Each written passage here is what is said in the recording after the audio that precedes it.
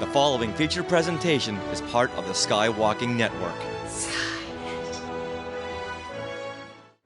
This is what you can look forward to on episode 448 of Skywalking Through Neverland. Music is it's a direct pathway to the emotions, and it's a recharge for us. And that's why I think the people love it, because there's just that component of it. Something could just go right to your soul and stir up a memory, and it has power, and it can get you through a day. That's awesome. When I was in school, that's what every kid used to do. We thought we were speaking like an alien language. That music really transported us, and we developed like a relationship with that music in a different way than watching the film. That needs to be added to your resume, audio archaeologist. Yeah, no kidding. Oh, I have a story about that. Ooh, okay. Are you ready? Off to Neverland. Here we go! A long time ago, in a galaxy far, far away. To all who come to this happy place, welcome. Disneyland is your land. When I first made Star Wars, everybody in Hollywood said, well, this is a movie Disney should have made. You're more than just fans. You're family. Best day ever! Secrets lab. It's about family, and that's what's so powerful about it. Hey. When you use a bird to write with, it's called tweeting. When we visit the world of Disney, we never grow old. It's a Peter Pan, Never land that keeps us young in heart. This is Jedi Master Obi-Wan Kenobi, and you are skywalking through Neverland. I have a good feeling about this. Hey, Skywalkers! Have you ever wondered how much music to your favorite soundtracks you have not heard? Believe me when I say there is lots, and it's probably stored in some cardboard box in some warehouse somewhere. But before we strike a chord with our big discussion coming up with hidden music, could be anywhere, we want to welcome you back to Skywalking Through Neverland. I am Richard Wolosky, but now everyone please say hello to my sweetie wife Sarah, who's never looked happier. Because we're talking about film music. There you go. Oh my gosh, so excited about this episode. But before we get into that, we have to welcome you to your enthusiastic podcast destination for the many decades of your Star Wars, Disney, Marvel, and pop culture, and maybe even soundtrack fandom. And Halloween fandom. We could add that in there. Yeah, we do. A lot of Halloween updates from now until October. I think on our website, we even have a category for Halloween that you can search easily because we have so many things that are about Halloween. All right, well, it is time for your big Wookiee hug and a little sprinkle of pixie dust from us to you for our family of Skywalkers. Now, right now, we are recording these wraparounds live on the Skywalking Through Neverland YouTube channel. And if you haven't already, please subscribe for notifications and make sure you click the bell to be notified when we go live. We are starting to try to go live on a Monday or Tuesday in the evening because it seems like more people are tuning in. So watch for those scheduled recordings. All right, I got a question. Yes. Is today Monday or Tuesday? I think it's Tuesday, right? Is it Tuesday? I'm not kidding. I really don't know what day it is. It's Tuesday. Tuesday. Thank you, Apple Watch. Usually we record on a Tuesday, but for some reason, what happened to... Okay, let's move on. Okay, Skywalker's Academy, schooling us on the day. Tuesday, yes. It's Tuesday. All right, good. All right, now, getting back to YouTube. Yes. Right now we're at 8,801. Subscribers, yes. Got it. We would love to get up to 8,810 by next week. And only you Skywalkers can help. That's we true. We need 9 more subscribers by next week. Let's do it. Just need to keep on climbing and climbing and climbing. We've been stuck in this little nether zone of subscribers. Yeah. It'll go up by 1, down by 2, up by 3, down by 4. And I don't know why, but we just need to go up to, I want to say another 9 subscribers by next week. Can we do that? Let's do it. Let's do it, Skywalkers. Good. Grab your friend's phone or grab your phone and subscribe. We love that. Oh, and you can just search Skywalking Through Neverland on YouTube to find us. All right, so Oh my gosh. In this episode, can you feel the excitement? Oh, yes, we can. I'm in the same room with you, and the room is vibrating. Okay, in this episode, we speak with Mike Matessino. Now, some of you film score aficionados may know his name right away. He is a master engineer and producer of so many great expanded soundtracks like the Star Wars original trilogy, Planet of the Apes, Harry Potter, Superman, Star Trek, the motion picture, Jurassic Park, E.T., Hook, and the new Sound of Music Super Deluxe set that is coming in February. February 2nd, just next week. Like the definitive ultimate deluxe version. Yes. 5-disc set. Yes. And also, he's written all these liner notes. Like back in 97, I read his liner notes on the Star Wars original trilogy special edition soundtracks that came out. So amazing. So much new insight. Yes. To the music that you thought, okay, I know all about the music. I've read so many interviews by John Williams. I've seen so many interviews on TV or on special features of John Williams. What more is there to know? Well, that's why Mike Matessino is going to be joining us very soon. So much to know. As you can imagine, we have quite the conversation coming up. All right, now we are being sponsored by Small World Vacations, and they are a diamond level Disney vacation planner travel agency and can help you book your trip to a Disney park around the world. And best of all, this service is free. Yes, you heard me right. Free of charge. So head over there to smallworldvacations.com for a no obligation price quote and tell them Skywalking Through Neverland sent you.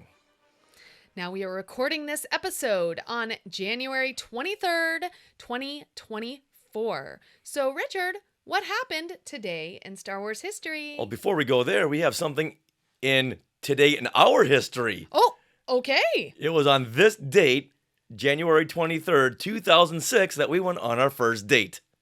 That's right. That's 2006. 2006. 18 years ago, we went on our first date on January 23rd, the week after my birthday. And I told you I was going to pick you up at 7:23 p.m. And you did. And I did, yes. In your Han Solo Bolero. Yeah, the jacket. The Bespin jacket, yeah. Yeah. And I got to your place like a half an hour early, as I always do. So I'm waiting outside. I thought, you know what? I'll just go in early. No. I said 7:23, and I meant 7:23. And girls, we need time to make sure our hair and makeup is all ready. Yeah. And you know what happens when people show up early? Oh, it's never bad. a good thing. No. People show up to a party early, never, ever a good thing because they just get in the way. Even though they say, I'm not going to get in the way. And they go, hey, where's the bottle opener? Hey, where's the remote control? Hey, do you mind if I if I use your Wi-Fi? What's the password? Like, didn't you just say you weren't going to get in the way? Yeah. So I know better than to show up early. And you didn't. And we had a great night. And guess who we talked about? John Williams. John Williams. he was our bridge. Yes. Yeah, he was our great bridge to start conversation. The mindset bridge was John Williams. And having gone on so many rotten dates beforehand, I thought, okay, I'm going to show up and I'm going to have like a list of topics ready. Just because. What were some of these topics? Now I want to know. I got no idea. Oh, okay. I'm sure, because I save everything, I'm sure I have this list somewhere. Okay. But we started talking about John Williams. I just pretty much ripped up the list. Well, I just recently found the mixed CD that you put together for me. Yeah. Yeah. I want to hear that CD. Yeah? I'm sure my taste hasn't changed. No. It has Star Collector, it has Abracadabra. Yeah. Those are the ones I really remember. And then we went to this little bar around the corner. Oh, they had karaoke. That's right. And I sang a lot of monkeys. Thought, okay, if I'm going to win this girl over, I'm going to sing her some monkeys. And look, we're married now. It's true. So the monkeys and John Williams, they are responsible for our getting together. Aaron says the couple that podcasts together stays together. Very much so. All right, so back to your original question. What happened today in Star Wars history? Well, 85 years ago today, Tim and Greg Hildebrandt were born. Wow. So a happy 85th birthday to the twins, the artist twins, Greg and Tim Hildebrandt, who were born on this day, January 23rd, 1939. And Greg and Tim Hildebrandt, they illustrated the most iconic Star Wars poster ever. This is the poster we're looking at right now. If you're watching on YouTube, the one with Luke with the lightsaber over his head, and Leia with 4 fingers, with a blaster at the ready, with R2 and 3PO, and in the background, and a giant Vader head looming behind them. And the Death Star too. Yeah, and they look very windswept. And very muscular. Yes, muscular and 1920s, I don't know. Well, and they don't look anything like Mark Hamill or Carrie Fisher. No, they really don't. You know what? No one has ever cosplayed as these characters. Oh, that would be so intriguing. Yeah, as this look of the character. Well, you got to be in some pretty good shape. Yeah, Luke has got, His chest is down to here. Yeah, it's shirt. It's not power of the Force. No. But it is very chiseled. You know what? He kind of looks like He-Man. I have the power. And he's holding the lightsaber above his head. Big giant hair swoop in front of him. So we had Greg Hildebrandt on the show, episode 315. And Tim Hildebrandt his brother had passed away. So we had Greg on the show because Tim couldn't make it. And it was such a great discussion. And he broke down the poster because this represents my childhood, this picture. So I wanted to know everything about it, including why Leia only has 4 fingers. Now, the Skywalking Force, they got a bonus treat from this episode because we took an excerpt from this episode where Greg told us the story how he went to Michael Jackson's house. Oh, yeah. And Marlon Brando showed up, and the 3 of them ended up having a water gun fight. So if you're part of the Skywalking Force, hopefully at this point you've heard this story. This is not a story you expected to hear. No, and if you haven't, please log in to your Skywalking Force on patreon.com. Make sure you find that. So a fantastic discussion, someone I wanted to talk to for years and years and years. And we had him on the show in January, about this week. Wow. A couple of years ago, maybe 2 years ago now. Oh, because gosh, I wanted more than that. Yeah, exactly. We don't know years, we don't know days. But I wanted to get him on for his birthday week. And we got him on. So what a fun discussion we had. Once again, episode 315 with Greg Hildebrandt. All right, now buckle up because we have a whole bunch of things we want to share. Things we want to share. Things we want to share. Things we want to share. Okay, so many things we want to share, and we are going to start with a Star Wars thing because the Bad Batch final season trailer just debuted with the reveal that season 3 will premiere on Disney Plus on February 21st. And it's going to be the final season. So we have less than a month to go. And the season will also begin on February 21st with 3 episodes. I'm so excited about that. There's going to be 15 total episodes, and some weeks we will get 2 episodes at once. I'm assuming these are going to be like part 1, part 2, because if you look at it, March 13th, we're going to get an episode 6, Infiltration, and then episode 7, Extraction. So there you go, 1 and 2. You got to think, why? Why are we starting with 3? Some weeks we'll get 2. I think because the last episode of the season will premiere on May the 1st. Oh. So why are they holding back in May? I think we're going to get The Acolyte. Oh, okay. In May. Oh, I see. You want it? You think they're hurrying up to the ending, so that they can roll out The Acolyte. But they've had Bad Batch and the Book of Boba Fett at the same time. 2 Star Wars shows in 1 week. That was exciting. We haven't had that since Ewoks and Droids. Right. So why not have? Well, I guess because because of the Overshadowing. strikes and such. Yeah. There's going to be a slowdown. So let's really stretch things out and not overwhelm. So Disney Plus, you're doing a good thing by not overloading, because then you'll get fans who may or may not complain. We don't know. What? Star Wars fans complaining? Yeah. So that's why I think this season is going to end on May the 1st. Okay. Because, May the 4th is on Saturday, so they couldn't No. end it on that day. End it on that day. But why not? Why not? However, that's my prediction. Okay. They want to wrap it up before the Acolyte. Right. Yeah, Meredith's kind of with you. That allows for a May 4th launch of something new, although that is a Saturday, so who knows? Yeah, I think they may even stretch it out. May is Star Wars month.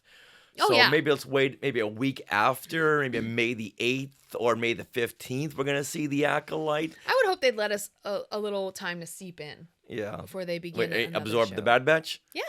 That's what I meant. Yeah. But, after something has ended, we want more. So maybe, yeah. Meredith, I was thinking the same thing. Maybe they wait until May 25th, but they don't seem to care about May 25th. No, they No, don't. it's all about May the 4th, because they want those puns. Even Disneyland is all about May 4th. Yeah. Right. So, okay, The Bad Batch, the trailer, how exciting was this? So people in the Sky Chat, please let us know your comments. But Sarah, let's start with you. What were your comments on this trailer? All right. So, first of all, as we're talking about it, we're going to be able to watch a little bit of this. So, first of all, I think it's very exciting. Uh-huh. And it starts with an action sequence, much like the previous season's trailer, where we got that action sequence on the beach. With those crab creatures. Crab creatures, yeah. This one starts on an action sequence on a cliff. And right away we see Fee Genoa. So that is very exciting that we see her. That's the Wanda Sykes character. Yeah. All right, let us know if we do get kicked off. Let us know, you guys. But we are also streaming on Facebook and on YouTube. Yeah, well, if YouTube kicks us off. All right, okay. There was that small mention of and reminder of losing Tech. So Captain Rex says, I thought the end of the war would mean the end of losing more of our brothers. And then you see that shot of Tech falling into the abyss, which we never see his body. Right. But but I hope they don't bring him back, because I don't want to keep on losing characters only to have them reappear on another season or another show, because then it doesn't matter who lives or dies, because they'll be right back. So let us really acknowledge the stakes the last season gave us, and we can actually lose these beloved characters. Don't start giving and taking and taking and giving, because then we won't trust anything they're gonna do to us or for us. Right. All right. Well, let's go one point that you want to right, bring up. And actually, while we're doing this, Skywalkers, if you want to share some comments in the chat, we'll go over your comments as well. This is an extremely exciting trailer. I loved every second of it. I think I've watched it like 35 million times. And I hope we get more of Operation War Mantle, where clones are being phased out to make room for Imperial stormtroopers. Now, it does look like it, because we see the Emperor, and he's telling, presumably Dr. Hemlock, that whatever is needed to secure the future of the Empire, he will have it. So I am so there for that, and I really want to see that transition where they're going to phase out every single clone, right, for stormtroopers. That, as sad as that's going to be, that's like a genocide of clones. Oh yeah. But I want to see more in depth of the Empire, the inner workings of the Empire, the machinations of the Empire. And that's always exciting. We got so much of that in the preceding seasons, but now I want to see us focus more on that. Okay, like you want the politics. Yeah, yes I do. That's fine. The politics, bring them out, bring them forward, bring them on. Bring them on. I want to see Darth Vader. That would be so exciting. Now, first, when the Emperor was saying, do what you got to do to secure the future of the Empire, I thought, well, he's talking to Darth Vader. Okay. But then I realized, no, he's talking to Hemlock. Ooh. Because Hemlock is about to operate on Omega. Yeah. Oh, yeah. Yeah, that's creepy. So do what you got to do to Omega to secure the future of the Empire. All right, well, I have a question because right now I have a screenshot up of the trailer and there's a bunch of, I think these are stormtroopers, the backs, but they're facing this, I don't know what this armor is. It's black armor or gray, and he's got a black bodysuit on. I think this might be Crosshair. Oh. Crosshair and some kind of different armor that we haven't seen before. Yeah, I was thinking Mandalorian because he's got one of those viewfinders. Right, but I think it's Crosshair because Crosshair. So he needs a Well, viewfinder. no, because Crosshair was arrested. Right, I know, but maybe he was pressed into service now or something. Okay, I don't know. I'm going to believe this is a new character. Okay. And we see the Ralph McQuarrie stormtroopers on the sides. Yeah. Mm-hmm. Okay. Well, I am super excited for, did I mention Fennec Shand already? If you haven't, well, go ahead. And if you I'm have, gonna mention it. Let's mention her again. I'm so excited about Fennec Shand. We did see one shot of her. She doesn't speak or anything, but I'm just excited that she's back because she is one of my favorite characters, especially in the animation. Right. Because I feel like her character can do a lot more in animation than she can do in live action, just in general, like showing her. Mm-hmm. So I love her. So, and then also right after we see that shot of Fennec Shand and Cad Bane as well, we hear a voice. And if you know Nika Futterman's voice, you know that that is Ventress. But you're making it very tempting. Ventress is back. And she looks so cool with a new, like, badass hairdo. And the reveal of her, she looks really cool. She looks very different. Yeah, I had to do some research on this because yes, I had forgotten where we had last seen Asajj Ventress, and we hadn't seen her since season 5 of the Clone Wars, where she helped Ahsoka clear her name of the crime of killing Barasafi. That's right. And it was Ventress who was the only one to back up Ahsoka. Wow. So that's the last time we had seen Asajj Ventress. Okay. It was in season 5 of the Clone Wars. My goodness. But okay, spoiler, Ventress was killed in the 2015 book Dark Disciple. Right. Which was based on unused stories from the Clone Wars. Which I read. Now, this was a time when Star Wars was rebooted and everything was supposed to be canon. Right. So I can't wait to see how they're going to retcon this. Yeah, exactly. Yeah, because I thought she was as well gone. So but maybe Dark Disciple hadn't taken place until later on. Dark Disciple, I don't know. I'd have to read it again, or at least a summary again. So she might be dead later on in this time frame of Dark Disciple. Well, Dooku was still alive in Dark Disciple. Oh, you're right. You're right. Because Dooku plays a big role. Because Quinlan Vos and Asajj went after Dooku. Yeah. And Quinlan Vos turned to the dark side, and Asajj was killed trying to bring back Quinlan Vos to the light side. Right. So that means it was pre-Revenge of the Sith, and the Bad Batch is post-Revenge of the Sith. Right. So something's up. Something's up. All right. But we have some Skywalkers here who are commenting on Ventress. Dan says, I like that they didn't make it clear which side Ventress is on. I feel like you assume she's talking to the Bad Batch, but you're right. That could be anywhere. I think she can flip-flop at any time. Yeah, I'm sure. She's still a mercenary, so whoever pays the highest price, she's like a bounty hunter now. Oh, yeah, definitely. All right, and Courtney Turkel, she's definitely coming back. Yay.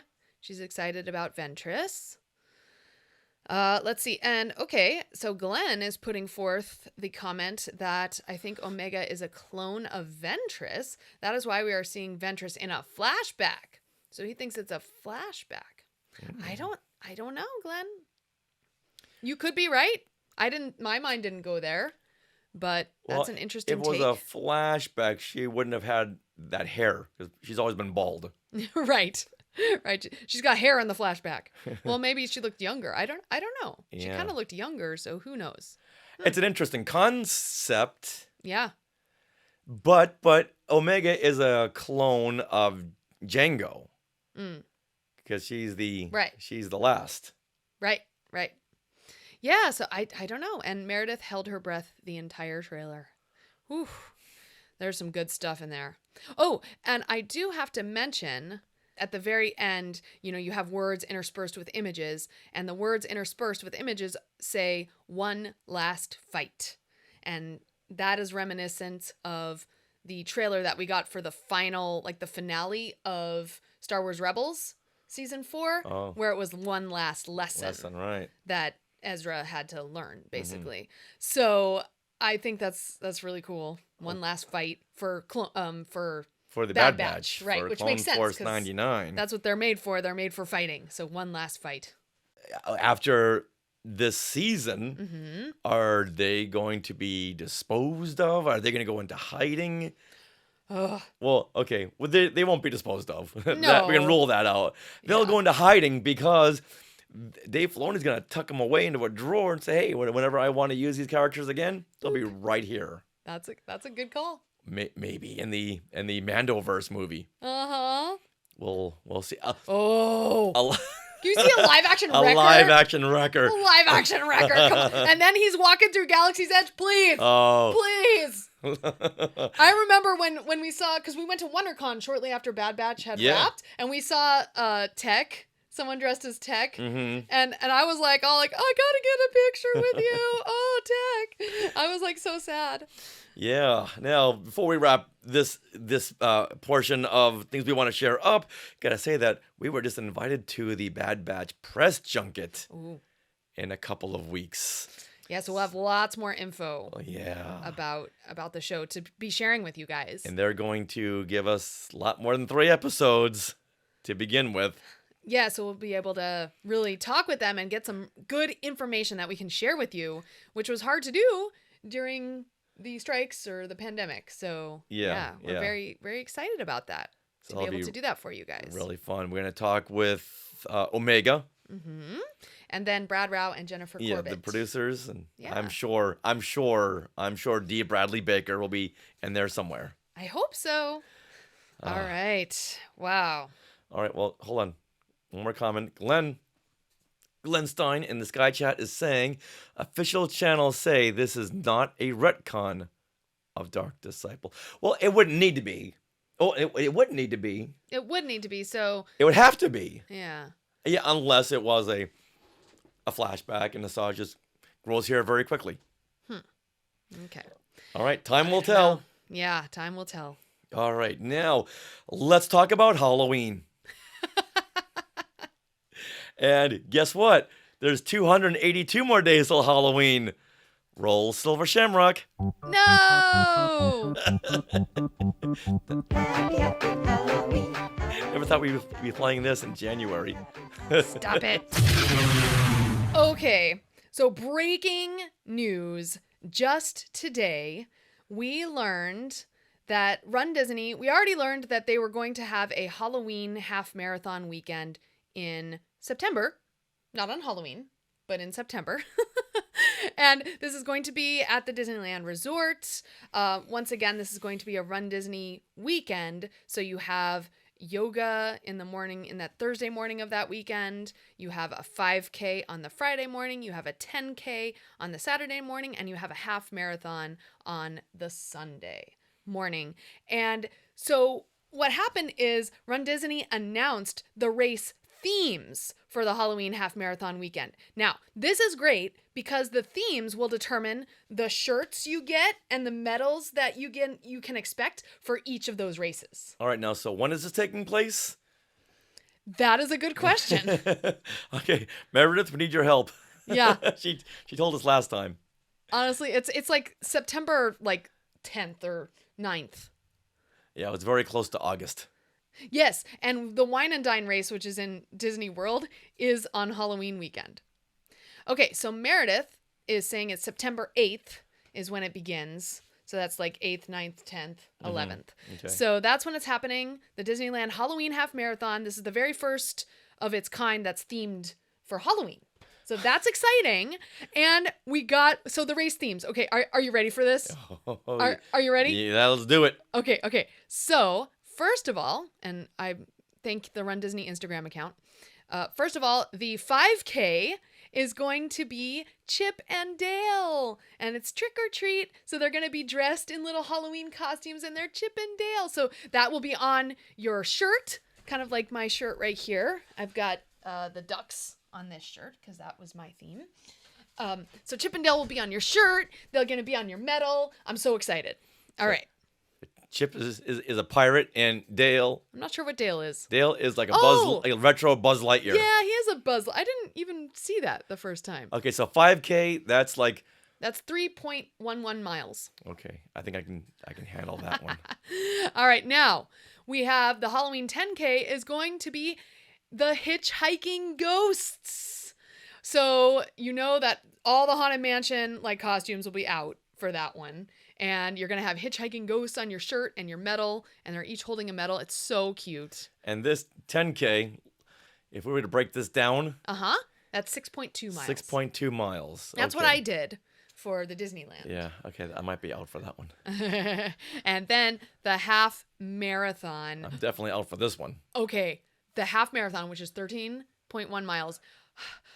It's Sanderson Sisters Hocus Pocus, but the Sanderson Sisters, like Minnie and Daisy and Clarabelle, like the costumes that people go absolutely nuts over at Oogie Boogie Bash. They've done cruises with these characters, and now they're doing a runDisney race. And so your shirt's gonna have them on it, your medal's gonna have them on it. I'm like freaking out. Courtney is I'm in. Now, what I really hope they do is, they haven't announced it yet, but I hope they have a virtual race component to these races, because I honestly don't want to run a half marathon out in the parks as much as I want to. It's just so long. I'd rather break it up at home and then say I did it and get my virtual race. Because the virtual race, if you sign up, you get the t-shirt, you get the medal, you get all the things. All right, that's what I want. I don't need to run the race in the parks at 2 a.m. Right. I don't need any of that in my life right now. It's so early. Okay. So if you do it virtually, can you do it over like the course of like 2 weeks? Honestly, if anyone has done a virtual runDisney race, please let us know how does that you work? have to put in your time and stuff. Like, I really don't know how that works. So yeah, that's where I am in life right now. Right. Virtual. But there is a challenge, and that's when you do the 10K and the half marathon, and you can sign up for the challenge because it is hard to get into these races, and you get an extra medal if you do that. And you get, this time it's Nightmare Before Christmas themed. So you have Jack, Sally, and Zero on your shirt or your medal. So exciting. I know, right? It's so cute. Oh, and then I almost forgot the kids' races. Is little Toe Mater as his Halloween themed race. I hope it would be so cool if they did the kids races within Cars Land. Wouldn't that be amazing? They would have to. Because Cars Land looks so cute at Halloween. I don't know if there's room. And this is how like 20 feet? I don't, you know what? 100 yards, 100 meters. I'm not sure. That's like one end of Radiator Springs to the other. They have different options based on how old you are. So you have like the divisions that are older. You have the very young who only do like, 10 feet. Yeah. Something like that. Okay. You know what? That might be my speed too. Exactly. But I am so excited about this. If they have a virtual component, I think I definitely want to sign up for like all the races because I want all the things, but I would try to run the 10K in the parks. It's just super hard to get up early 2 or 3 mornings in a row. We've done it. Yeah. But I'm also like 10 years older than when we were a lot younger when we had, I didn't want to go there.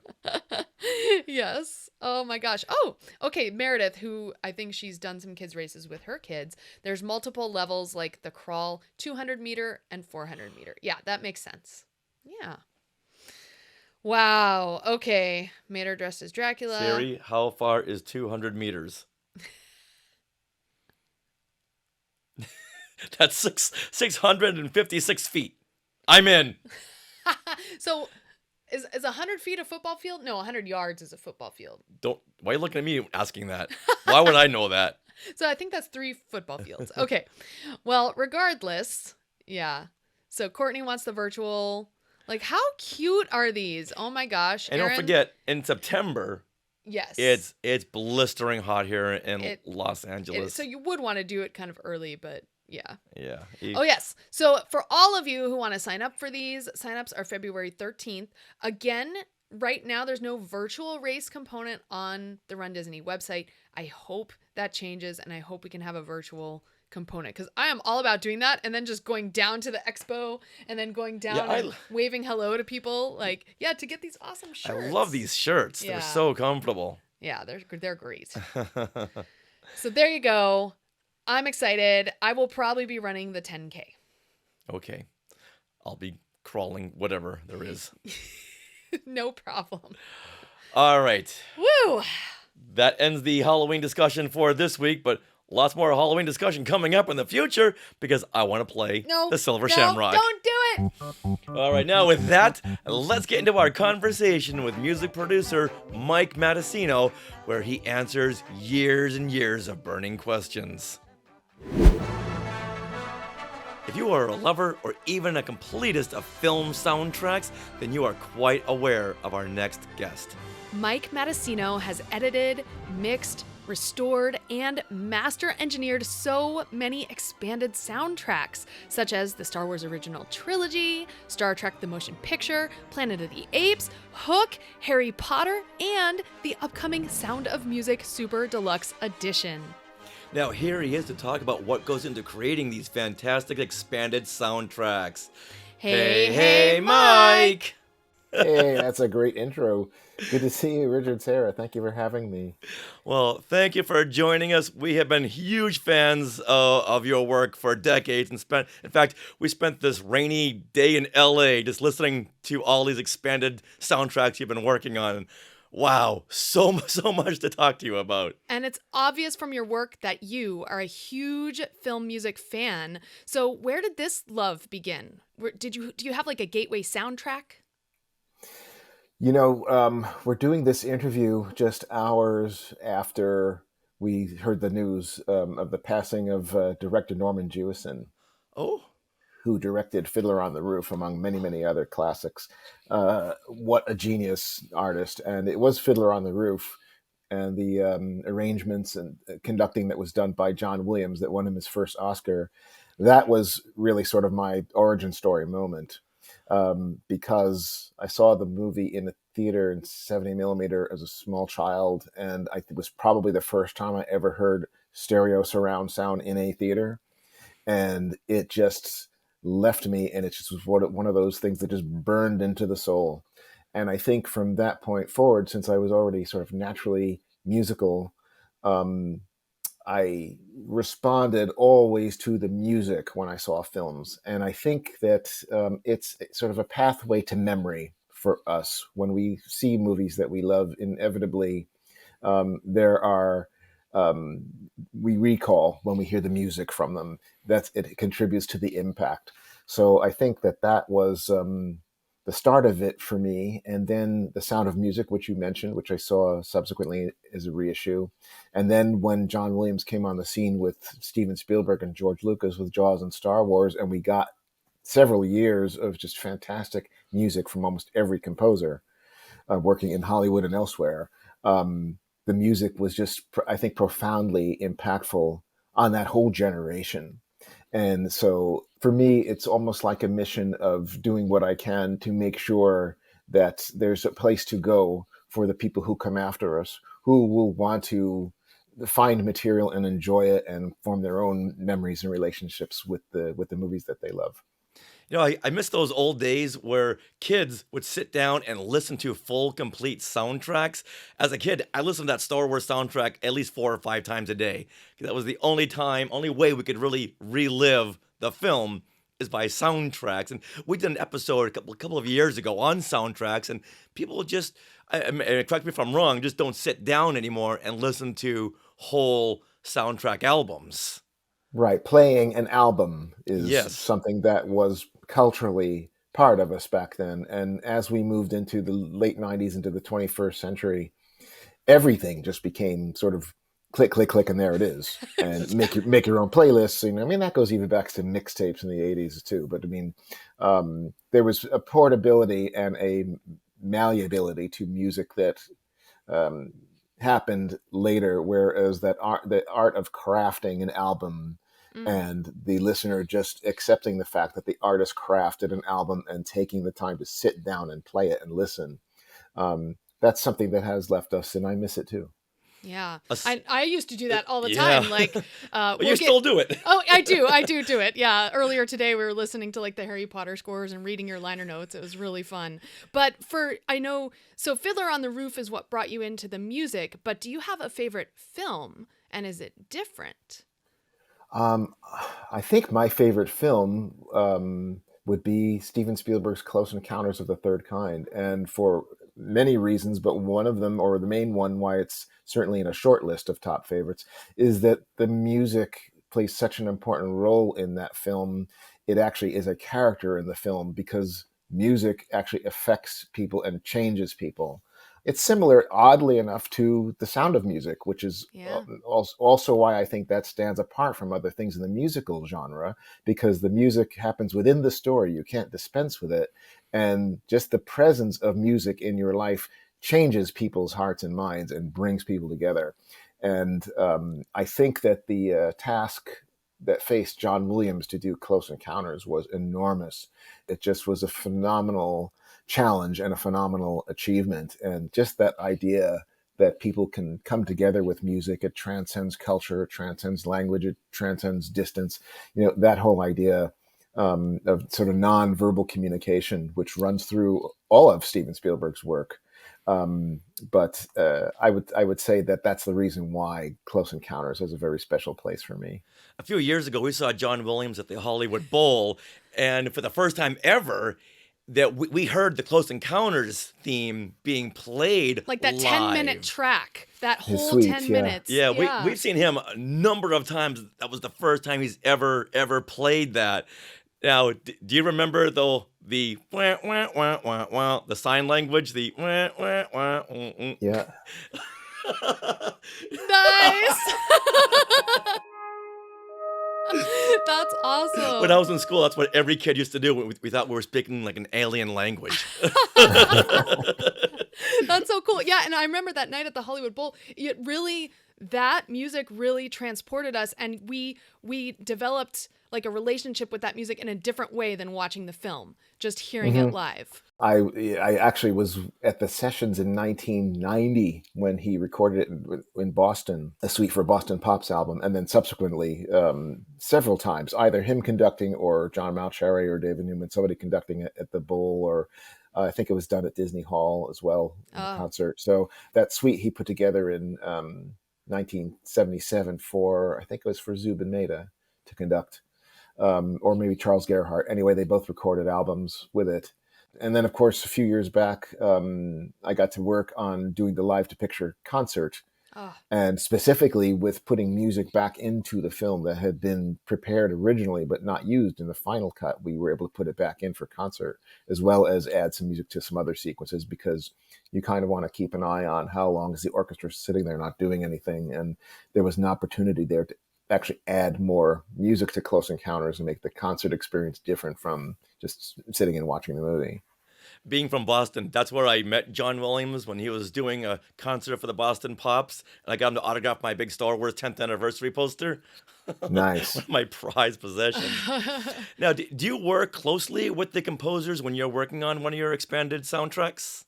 It varies, but there's sometimes direct interfacing with the composer, but infrequently. I actually, my philosophy is that I don't want to take them away from being who they are, and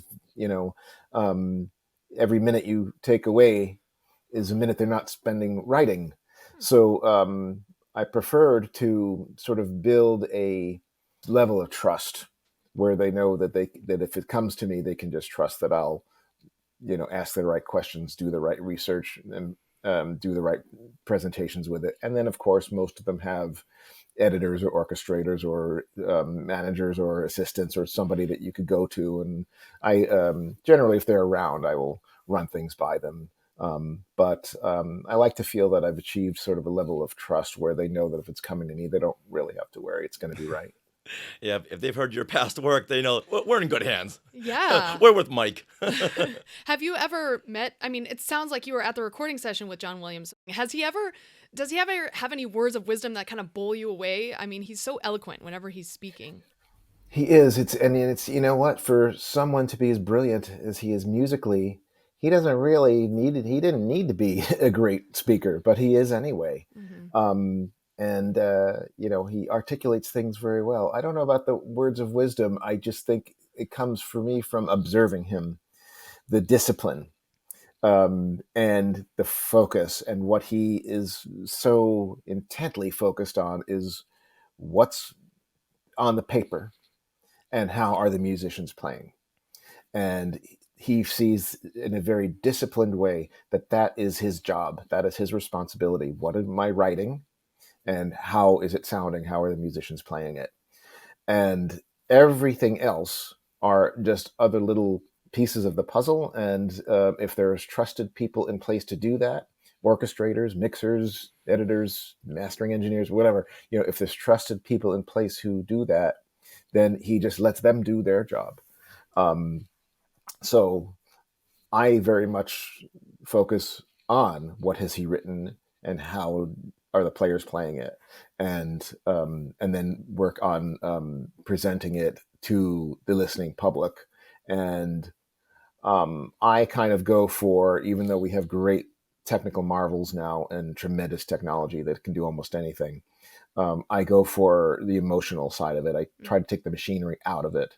Focus on the emotions. Is the music making me feel the way the people who made it want me to feel, and the way the scene it accompanies in the movie is meant to feel? Is it going to trigger that memory? When you hear the Jaws music playing, are you afraid of the water? Just by hearing the music, do you smell the salt? That's what I try to go for, is the emotion. Do you play an instrument yourself? Are you a musician? I'm trained music. I was a vocalist, and I was a boy chorister. And studied a great deal, and I play the piano, but I mean, I can get myself through a rehearsal or something, but I can't sit down and sight read in the way that these incredible session musicians do, where they show up and are handed the music on the day of recording, and they've never seen it before, and they just sit down and play it. There's that connection between the eye and whatever instrument you're playing has to do. It goes to the eyes, to the hands, or the mouth, or whatever, without thinking. And I'm always sort of, when music's in front of me, I kind of just study the composition and the harmony and whatever, and I get into this sort of theory mode, so I can get myself through a rehearsal. But everything for me is about the sound, and so I sort of bring that approach to the work of making sure something sounds right. Rather than sitting down and playing it myself. It's about, it's already recorded now. How is it sounding? Okay. Did you take lessons to fully understand more music when you were starting this business, or did that come first? Well, when I first, it was actually the sound of music that kind of roped me into this whole universe, because I had started working for Robert Wise, which ultimately led to doing the director's edition of Star Trek: The Motion Picture. And I was working on The Sound of Music for its 30th anniversary, doing a documentary. And halfway through, I got a call from 20th Century Fox Home Entertainment telling me that the music department at the studio was bringing in the scoring masters, and would I like to be part of that operation? And so I said, sure. And Nick Redman was a longtime colleague of mine whom we lost 5 years ago, who spearheaded this whole 20th Century Fox soundtrack program in the early 90s.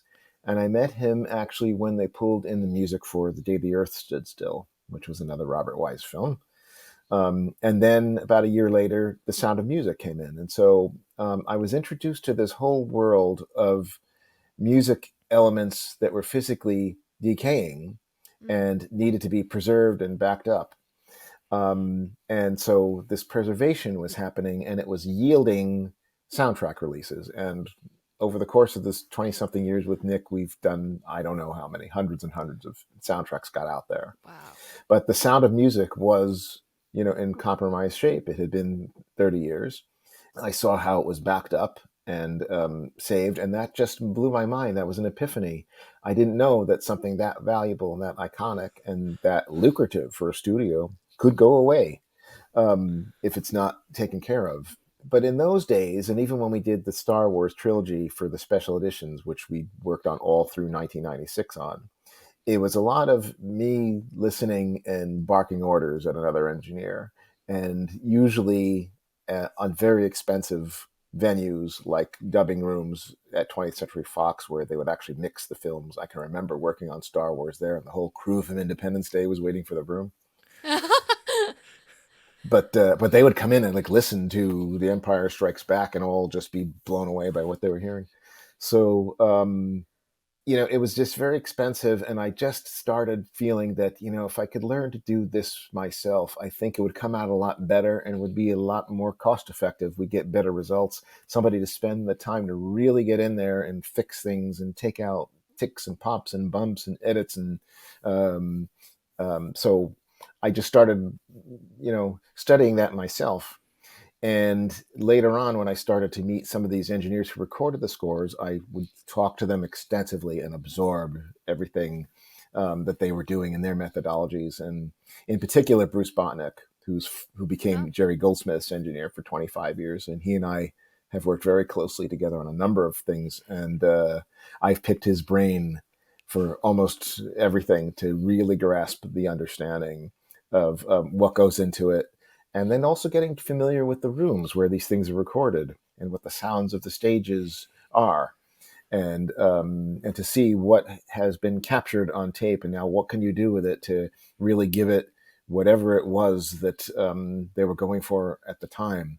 Parallel with that, the technology kept improving, and it became possible. People started having little project studios, and you can now get a lot done without, spending, $8,000 an hour or whatever, to go to a big studio. It was possible to build your own little studio and get the high quality work and bring the meticulousness to it, as well as, I like to think, the sort of specialized ear for film music, and in particularly vintage film music, where a typical engineer who works in the pop world and works with new recordings is not going to have that specialized component, even though technically the work is always fine and there's fabulous engineers out there. I think that this is a very specialized, focused branch of the music world, of music that's recorded for film and television that is not necessarily in perfect shape.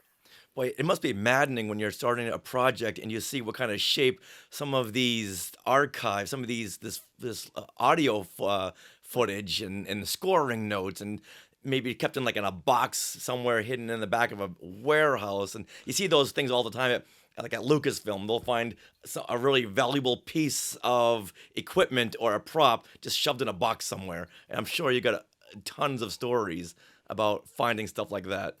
Yeah, I mean, it's not that far off from the final shot of Raiders of the Lost Ark sometimes.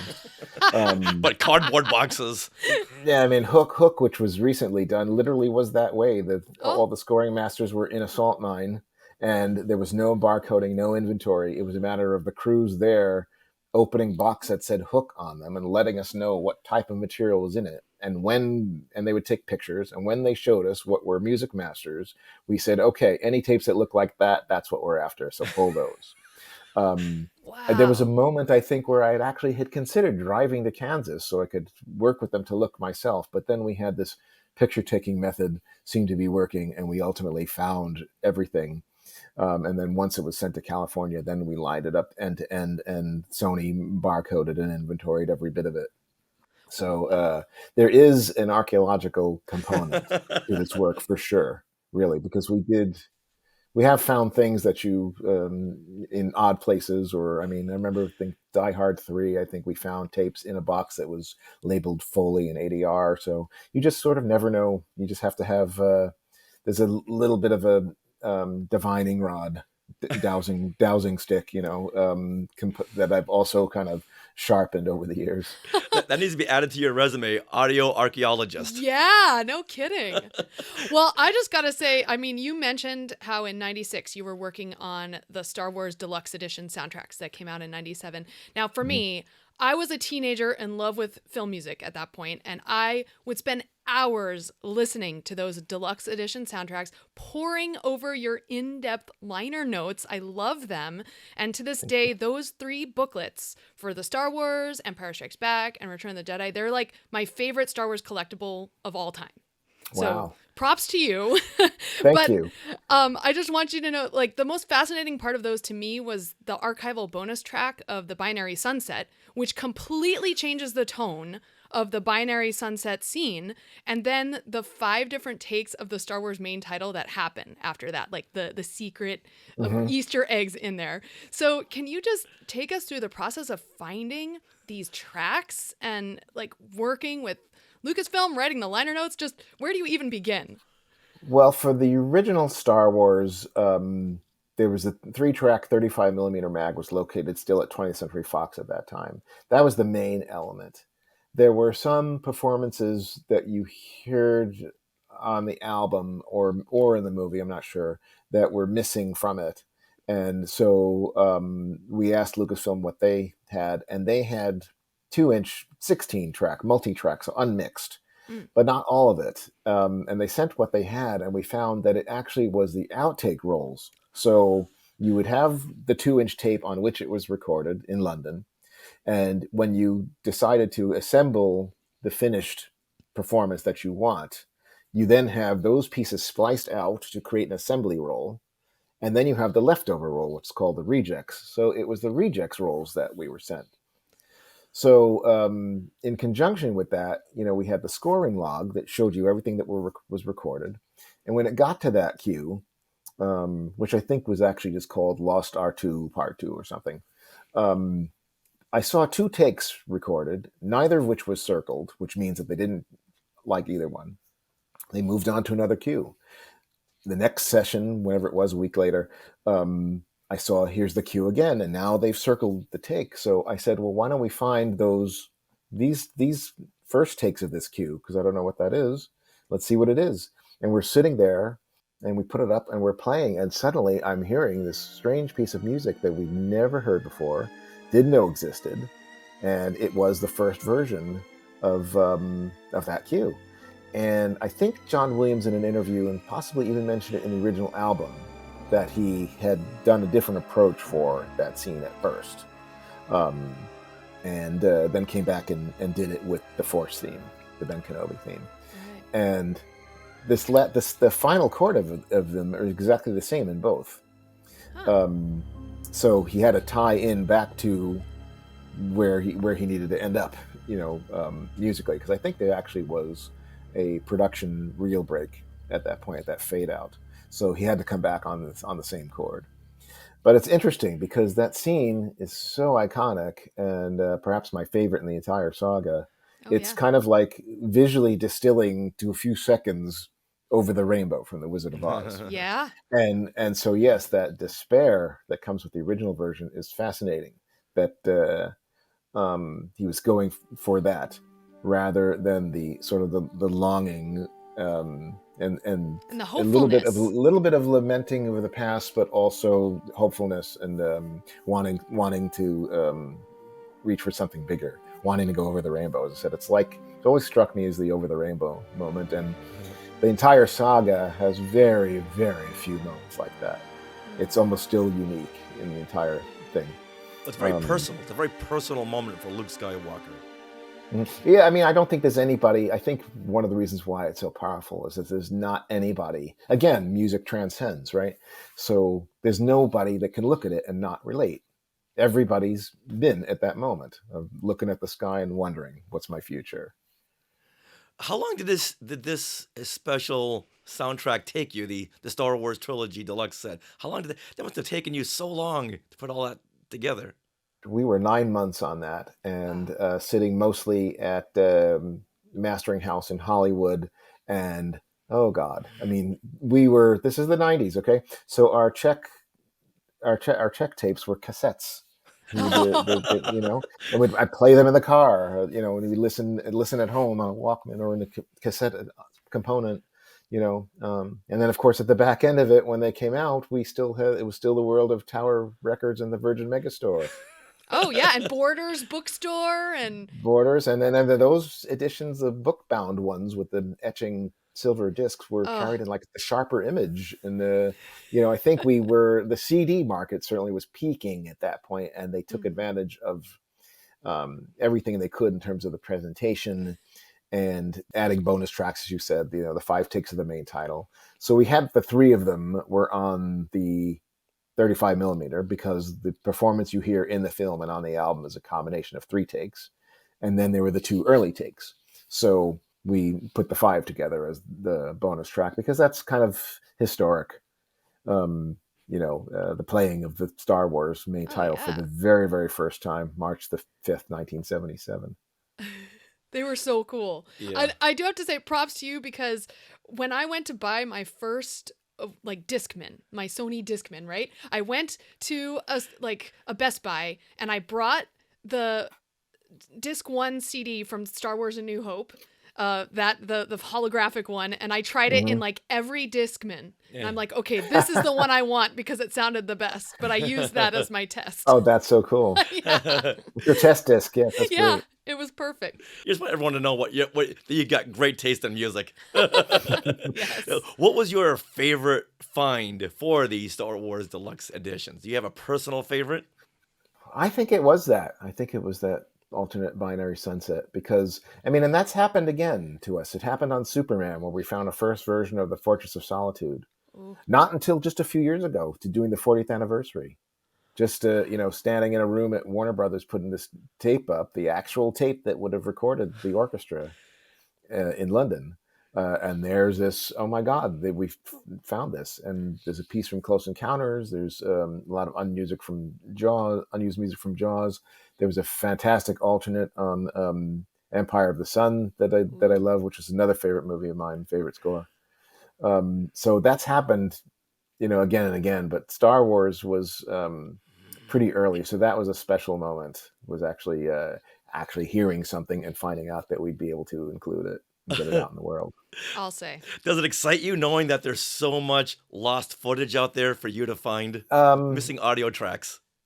Yeah, it's just over the year. You get used to it after a while. It just becomes the world you work in, and you just learn to always keep your antenna up, and you learn how to just read the things. Recently there was a score that I located from the '60s that we didn't think existed.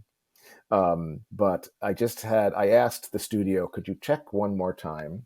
And they said, yes, we don't see it at all. And I asked them to use a different methodology to check for it, and it triggered something, and it popped up, and there it was. And it was just, it's just like a sunken treasure, a ship goes down and the ship's buried, but a storm will come through 100 years later and stir it up, and now something's there. And what was this film from the 60s? Oh, I can't say that yet because it's not out. Darn it. We're hoping to catch you. All right. Do you have an underrated soundtrack that you've worked on that you would recommend to film music lovers? Oh, loads of them. Every so often a project comes along that, is sort of unassuming. But after it's put together, I think, wow, this just makes such a fabulous album. And one that sticks in my mind recently from a few years ago was one of the ones I've done for the ongoing Universal Film Classics program, which was Banning by Quincy Jones, also from the mid-60s. And when that was put together, I thought, wow, this is a great listening experience. It made me want to do what we said before, so that I could just stop what I'm doing and play an album. It just had that sort of quality. It had an architecture to it and a variety of musical styles in it, so it didn't kind of go stale. It was always full of surprises, and it just was a very satisfying listen. I'm surprised every so often by things like that. But when I did John Williams's Sabrina a couple of years ago, he recorded so many classic tunes, like American Songbook type tunes for the various party sequences. So much of it that I didn't know what to do with it all. It was all arranged and conducted by him, and I stumbled on this idea of how about putting them together as their own second disc, like a party album. And boy, that idea just came together beautifully, and it's like it just became one of my favorite things to listen to. All these classic songs with the John Williams touch of the arrangements, and that was something I worked on during the COVID lockdown. So it became kind of like an escape because it was music for the type of party that none of us were allowed to have at the time. Oh, wow. That's awesome. I'll need to check those out. Putting on my list. So that turned out to be a very, very good album. I love that movie too. I love Sabrina. Well, going to Hook, which I just got for Christmas, that soundtrack. So it has 3 discs, and I believe it's the second disc or the third disc that has like, it's the third that has like a whole, what would have been a musical version of Hook that you have like put together. And also, I was floored to read in your liner notes that Julie Andrews herself recorded a temp track for the song Childhood, which is kind of the main theme of Hook. Yes. But this wasn't anywhere on the soundtrack, like her version. So is there anywhere we can hear this recording of Julie Andrews? No, well, here's the thing. I was very good friends with Leslie Brickus, the lyricist, but also songwriter, and first met him way back in 2004 when I started working on Goodbye, Mr. Chips, which was a 1969 musical version of that story that Leslie wrote the songs for, and John Williams did the adaptation and arrangements and conducting. And after that, I continued my relationship with Leslie, and we did the Home Alone movies, and we did Superman and stuff he had done with Henry Mancini. Finally, for the 50th anniversary in 2017, Dr. Dolittle, which was the movie that brought him to Hollywood, and which was a massive score. So I mean, Hook came up now and again, and there was always a desire to see if we could find the songs and include them and do the kind of presentation that we've at last been able to come out with. But he and his wife were very, very close with Julie Andrews and Blake Edwards, had known each other since the 60s, of course, did Victor Victoria together. So the Brickuses, the Mancinis, and the Edwards were all very close 3 couples. So Leslie, of course, told me about the Julie recording and how it was a last-minute idea on the part of Steven Spielberg to have Maggie Smith do this song. And Leslie called up Julie and asked her to come and record as a 90-year-old Wendy, a version of the song for Maggie Smith to learn. Right. And it was done as a favor, and it was done in a very singing type of approach. So, of course, we wanted it on the release, and the release took a long time to do. And I think that if we had gotten it done in 2019, when Leslie was still with us, he would have called her up and got her permission. Well, we lost him in the fall of 2021, which was very, very sad. But he had asked me to include a second version on it, sung by Bobby Page, because it was more musical, rather than the spoken, sort of semi-spoken version that Julie had done. But when we finally got the project going, and I was able to now find all the singers and clear them to include the songs on this release, I was also parallel working on this super deluxe edition of The Sound of Music, which Julie was involved in because she had approval of everything. So the notion went to her desk, and she declined to have it included. And that's why it's not on there. So, which I understand. I do think that if Leslie had asked her personally, he would have got her to say yes. But I do understand because it's a big name, and you could be seen as the presence of that track contributing to the driving of sales for the release. And it was only really done as a favor and only meant to be sort of work material. It wasn't meant to be a representation of like a polished version of the song in any way. So it was unfortunate. I would love to have included it, but she certainly was within her right to listen to it and consider and to say no, unfortunately. Well, that answers that big question. Yeah. Thank you. I can't tell you how excited Sarah was when she saw that on the hook Liner sound notes. in the liner notes. I think she woke me up, woke the whole neighborhood up. She was just so excited. Well, it certainly would have been a nice, considering, his Leslie's relationship with Julie. I mean, she sang the title song for the Peter Pan TV production that Leslie and Tony Newley had done in 1976. Once Upon a Bedtime, I think it was called. So Julie sang the title song for that. And later, when they did a stage production in the UK for Dr. Dolittle, Julie pre-recorded the dialogue for the Polynesia, the talking parrot. Oh, right.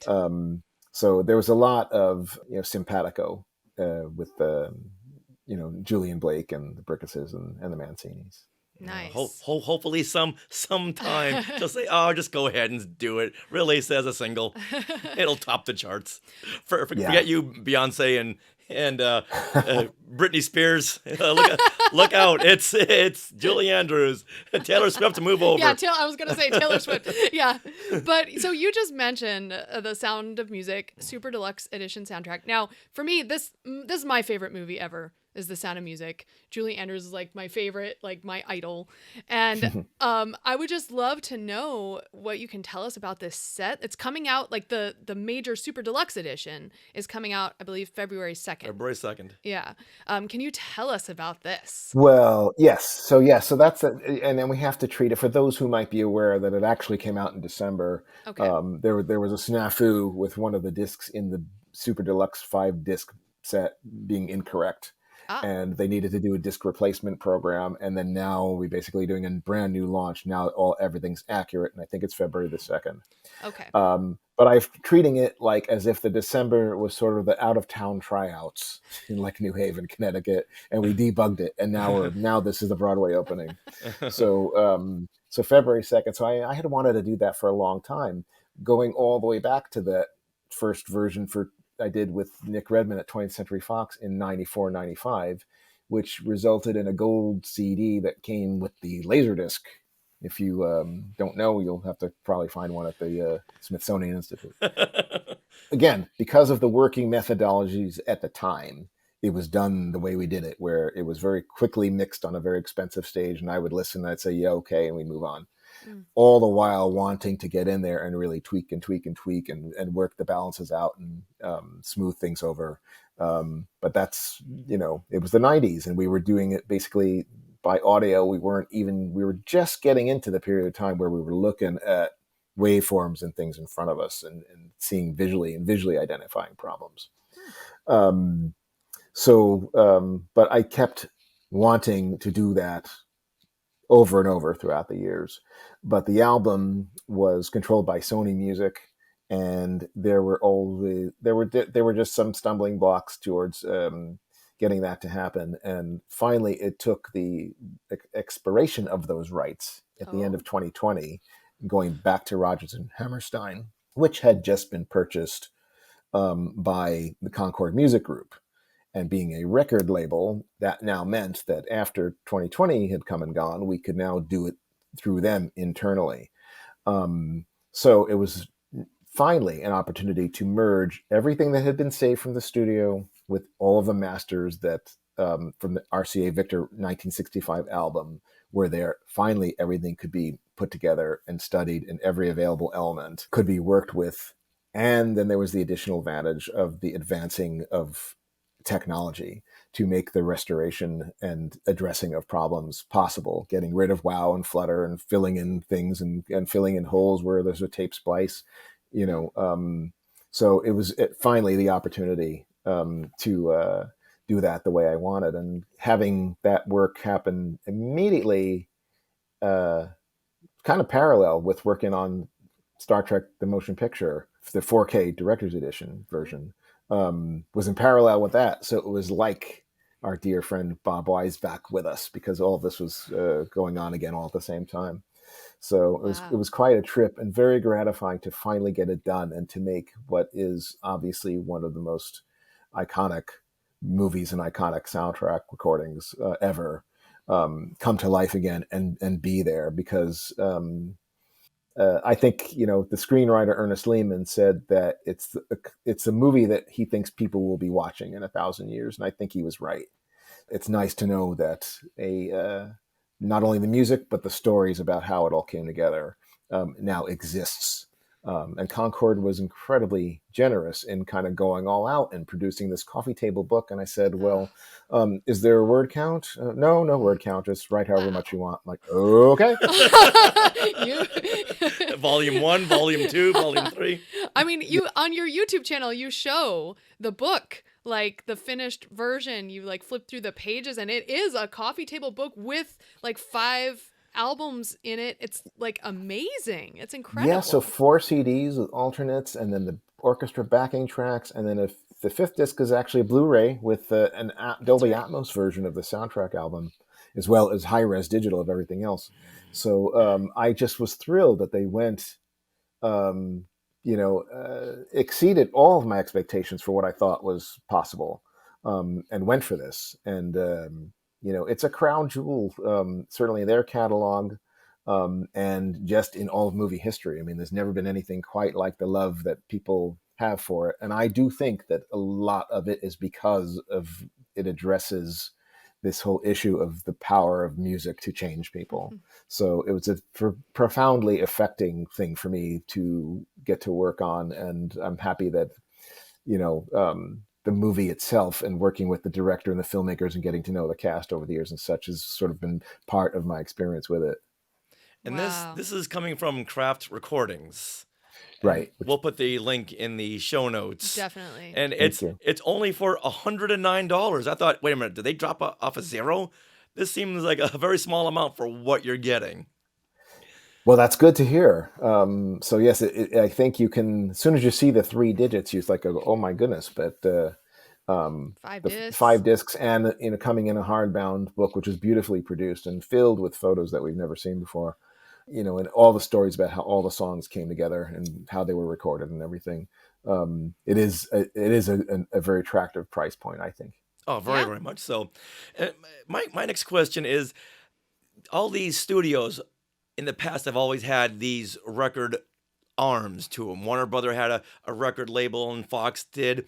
But now with La La Land Records and Craft Recordings, now they're putting out all of these studio film expanded soundtracks. So why don't these studios do it themselves?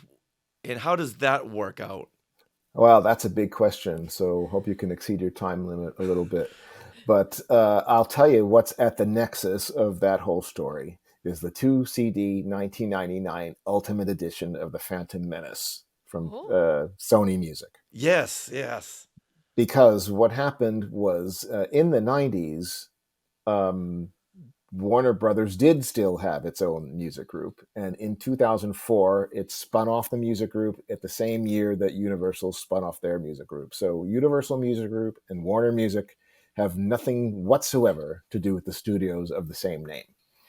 So I'll come back to that point. But what happened was at the time Star Wars happened, George Lucas, for whatever reason, made an amazing deal when he produced the first Star Wars album in '77. He didn't give perpetuity rights to it. It was on 20th Century Records, but it was a limited term license. So 20th Century Records was absorbed by Polygram. Polygram was later absorbed by Universal Music Group, which is, where that label is now. But the rights expired, I think, in '93, and I guess it was made a 10-year license starting date Return of the Jedi, because Polygram also absorbed RSO, which had done Empire Strikes Back and Return of the Jedi, and that has a whole story in itself about Robert Stigwood and Sgt. Pepper's Lonely Hearts Club Band, and fascinating story about the rise and fall of that company. So 93, when it expired, Arista took it on, and Arista absorbed by BMG, absorbed by Sony Music, and they also took RCA Victor, and RCA Victor had the Star Wars albums in '97. And because they still had bought it in '93 when it was on Arista, but then now the whole thing was part of BMG. Later, that all became Sony Music. So the Star Wars albums kept having expiration dates, and that's why they all eventually 2019 reverted, all went back to Disney Music. So there's that story. But what happened was in 98, 99, we followed up Star Wars trilogy with Superman, which was done through Rhino, which was part of Warner Music, which was still part of Warner Studios. So it was all under one roof. That was very successful and actually charted on Billboard. And then The Phantom Menace came out, and suddenly they're looking at how well these expansions are doing. And instead of coming to us to say, how do we do this? They just said, okay, we'll do it ourselves. And that, it got terrible reviews. It was not what people wanted. It was basically like an isolated score track, just the music just taken off the film with all of its edits and missing pieces and tracking and looping and missing things that were even on the album. So, and it didn't sell well. And in fact, at a meeting that I had with Lucasfilm in 2002, when Attack of the Clones was happening, to try to see if they were planning this again, I was giving them advice on how to do it right. But they said, we don't think we're going to do it because the 2-disc version of The Phantom Menace sold only 10% of what the single-disc version did. And they told me straight out, in no uncertain terms, that they make more money selling an action figure of a character that's on the screen for 2 seconds than they do off of soundtracks. So it really is like The Phantom Menace Ultimate Edition brought an end to major labels doing expansions. Wow. Then you add to that the fact that the studios are divesting themselves of their music groups. So now, after 2004, for example, you would have the material that's on the Superman soundtrack controlled by Warner Music, and anything that was not on the soundtrack controlled by Warner Studios. So that is why you have the emergence of the third-party labels who could come in and say, we'll license the album from you, we'll license the rest of the album from you, we'll pay everybody, and we'll find that's the pathway to putting together a complete score. Oh. So anything that was originally on MCA Records, things that we've done like Earthquake and Jaws and E.T., all of it had to be dual licenses. Wow. And you talk Harry Potter, these are companies that don't license to each other, so it needed the third party to come in, and along with that, with them coming in, they bring with it sort of a way to identify and target the market of people who want these things, because it's not 200,000 people, unfortunately. But and so they come in with the idea of a limited term, limited edition license, and it's a way to get the projects to happen. The Sound of Music was one case where it just happened that it was all controlled by Concord because all the rights had reverted to Rodgers and Hammerstein. Wow. But on many of these other things, the music is controlled by two parties because of this split. And it takes a third-party label coming in to be able to put it together. So hence you have like La La Land Records. So they do like a dual license, and then they have like, I get their emails like, oh, this is coming out because I'm a film music lover. So they do like these editions of 5,000. Right now, Sony Pictures and Sony Music are part of the same parent company, but they're still sort of a division. Where on Hook, for example, it's I think the original 1991 album was, I guess, 73 minutes. So it's talking about licensing that album and then having to go to Sony Pictures music department and letting them know how much additional material there is. And then you have to put your track list together and figure out what all the pieces of the pie are and how they're going to actually write up and paper this license so that it makes sense. It's harder with the other two major labels, but through the creation of meticulously done spreadsheets, I'm able to sort of convey, this track is yours, this track is yours, this one's 50% yours. So there's a lot that goes on behind the scenes that make it very, very challenging, a lot of administration to get these things done if we want them to be presented in the way we want. Because what do you do with a track that is on an album but chops, a minute out of it?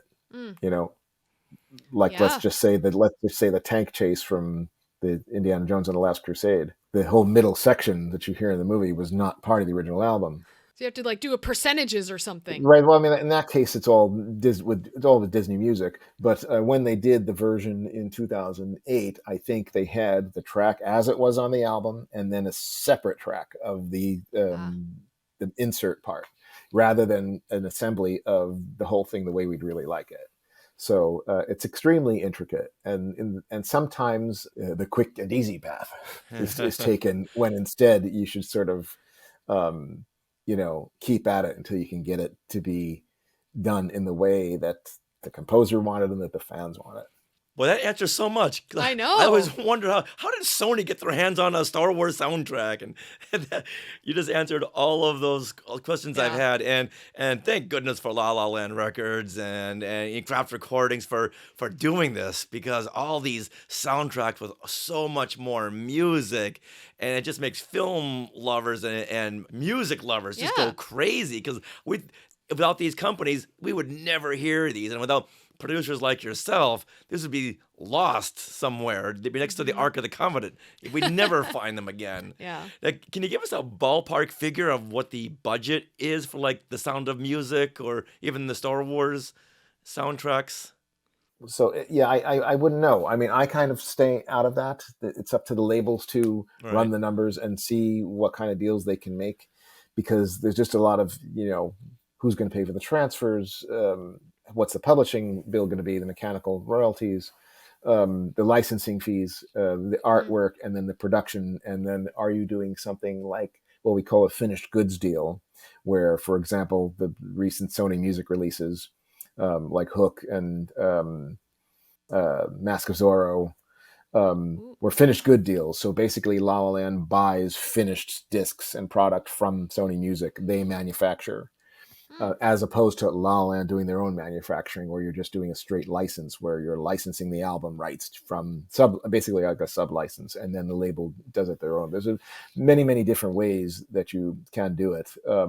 But as I said, the administrative side of it is, no matter how vast you think it is, it's 10 times vaster. Wow. And that's why some of these things take a very, very long time, because you have to deal with labels that are trying to manage 40, 50 titles at once.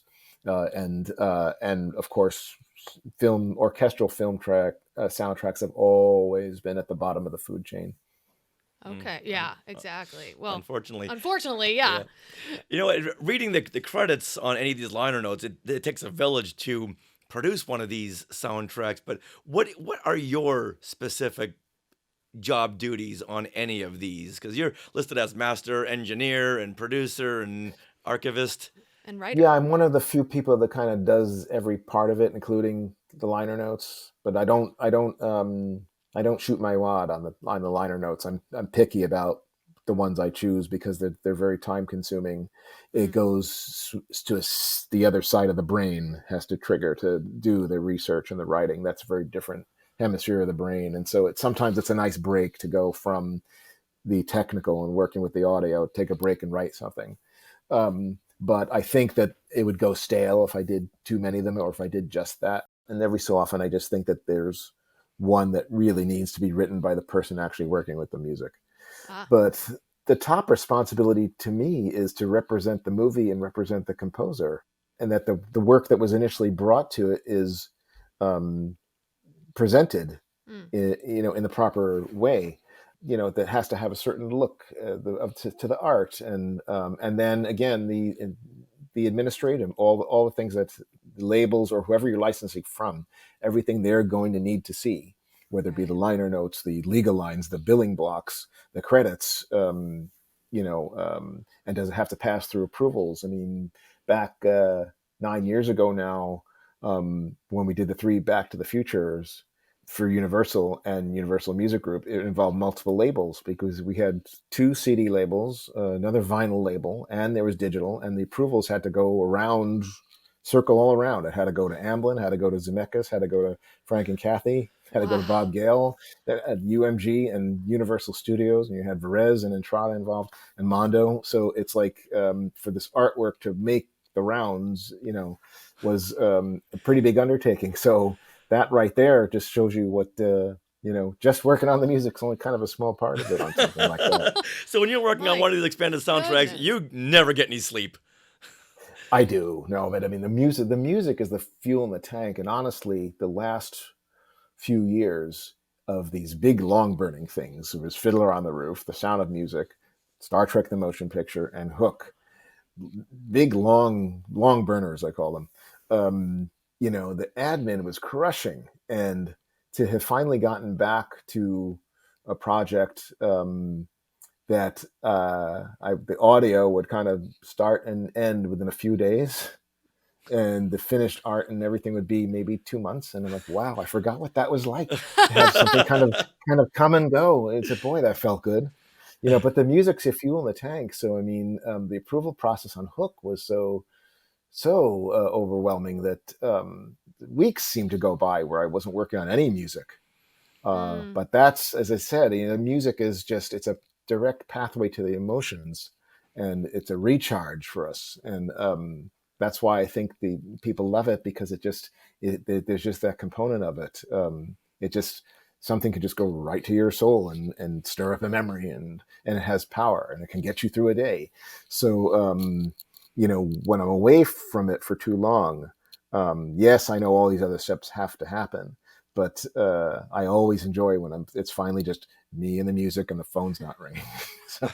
Yes. It's great when we go to a convention and we see the La La Land Records booth and there's people swarming all around. It makes me feel really good, because I used to work with Mike Gerhard on when we do another podcast called Talking Apes, which is about Planet of the Apes, and he worked with us on getting the soundtrack, and we did a very big breakdown on the very comprehensive Planet of the Apes soundtrack that you guys did. And I love how dialogue and sound effects from the films were incorporated in this expanded soundtrack. And how was this choice made? And is this something that SAG contracts hinder? Do they hinder from using dialogue? Did we include dialogue? I honestly don't remember that. Yeah. Looking at the liner notes right over here. I honestly don't remember including dialogue. Yeah, there was a couple of tracks where you would weave in some dialogue and some sound effects from the different films. And I hadn't heard any soundtrack doing that since the Monkees movie Head, where they would weave in dialogue from the film into the soundtrack. I'll refresh my memory on this, because I mean, I just that's so funny. But I mean, let me just see if I can quickly find it. Sure. Yeah, because that really broke up soundtracks when you all of a sudden you'll hear a track that just had a basic sound effect on it, or some speeches from some of the characters, and because you didn't know what was coming up next if you weren't looking at the track listing. It made it a very exciting listen. Yeah, Beneath the Planet of the Apes had the original soundtrack album on it. That's what it was, and it did have dialogue as part of it. Oh, the original soundtrack had dialogue? So 1970. So then we precede that with the score presentation. But that was why. So I mean, it was already done. So whatever clearances they need to do to include dialogue was there from 1970 and was already taken care of. Got it. Wow. Speaking of that, I mean, that's like kind of something additional you can add to a soundtrack. Do you have like a favorite addition that you add to expanded soundtracks? Like either found music or bonus tracks? Oh, you mean of all time? I don't know. Hook is pretty darn high on the list, because what happened was that I think maybe there could be the expectation out there among the consumers that, okay, we'll just present the score properly and then we'll give you bonuses of alternates and songs. But instead, what happened was that the alternates and the songs, together with the source music, kind of coalesced themselves into an experience on its own. That the third disc, bonus tracks at the far end notwithstanding, is like its own experience. It's a brand new presentation of the narrative and a brand new pathway into the story and through the music. And I don't think nobody that worked on it really saw that coming in quite that way. I kind of had the thought that it might work, because it was an idea that came to me that was in the interest of sending this out for approvals. to get John to approve it, Leslie to approve it, Steven Spielberg to approve it. I thought, well, maybe if I do it this way, it'll work. And to my shock, it worked beautifully, where the songs enhanced the score and the score enhanced the songs. And so something brand new emerged out of it, rather than just be a bonus section, which, a lot of releases have had that, just bonus section, stuck at the back. This transcended into something else. And that's why that became very, very satisfying. So that's my favorite type of add-ons, is when they actually create something new. Same thing with like that second disc of Sabrina, which is a music that anybody can give a party and put on, and it's fantastic party music. That's awesome. When the bonuses actually lead to a new pathway of discovery. Do you ever hear how well the sales are doing? Like, how's the sales for like Hook? Hook is astounding. I don't think we've seen anything quite like that in a while. It was to the point where when it was in, I went over to the office and picked up all the ones I needed, because I then made a trip around town and I took some over to the John Williams office. I went to Frank and Kathy's office. And I went to Amblin and made the rounds. And then I had a box left for myself, and I actually ended up bringing it back so that they could sell them. And I had to wait to just a few weeks ago when another 600 came in. And I snagged a box, but then I looked at their website and called MV and said, it's still showing temporarily out of stock. He says, that's because those 600 are out the door already. Wow. So, and this speaks to some of what I mentioned about the fact that that's a finished goods deal. The discs are actually pressed at Sony Music plant. I'm not sure where, Mexico or maybe Austria. There's different plants. And then they're shipped in on spindles. And then La La Land has their printer print all the paper. And then all that gets put together and taken someplace for the actually assembly into the jewel cases and the shrink wrapping to happen. So it's a process. And so they were only coming in a little bit at a time. It's not like, okay, limited edition of 5,000 and 5,000 things show up. It comes in maybe 600 at a time. They have to take care of their wholesalers. So, if everything was this successful, and also the recent James Bond releases that they've had, they're doing very well. If only everything would do that well, I think the big companies would turn a little bit more attention to this little branch of the business. But Hook has been astounding. So I think that they're going to be closer to reaching the extent of that license fairly soon, maybe sometime this year. Doesn't seem to be in danger yet, but of the 5,000, I think they've exceeded 4,000. That's just sort of a sense on my part right now. Wow. But I think it's getting close. It's getting close. But it seems like as soon as an allotment comes in, that they go right out the door. And those guys have just been working like crazy filling orders. So it's been nice to see. Yeah. That's gratifying to hear. That particular movie hits a very nostalgic button for people who are early 40s, right? Like me, because like I saw that when I was a kid and it was my favorite movie that year. Like right. Ever. There's something about it that it has, I think there's a certain niche generation for whom that was like their memory of big, huge Hollywood, Christmas time release to go see. Yeah. And it was a music, like the music really brought me into that. Like you as a kid, like I would really respond to movies that had a great score. And so that particularly did it. And even in my elementary school, we had like a bangarang day where we all dressed like pirates and we had like whipped cream and threw it at each other. It was amazing.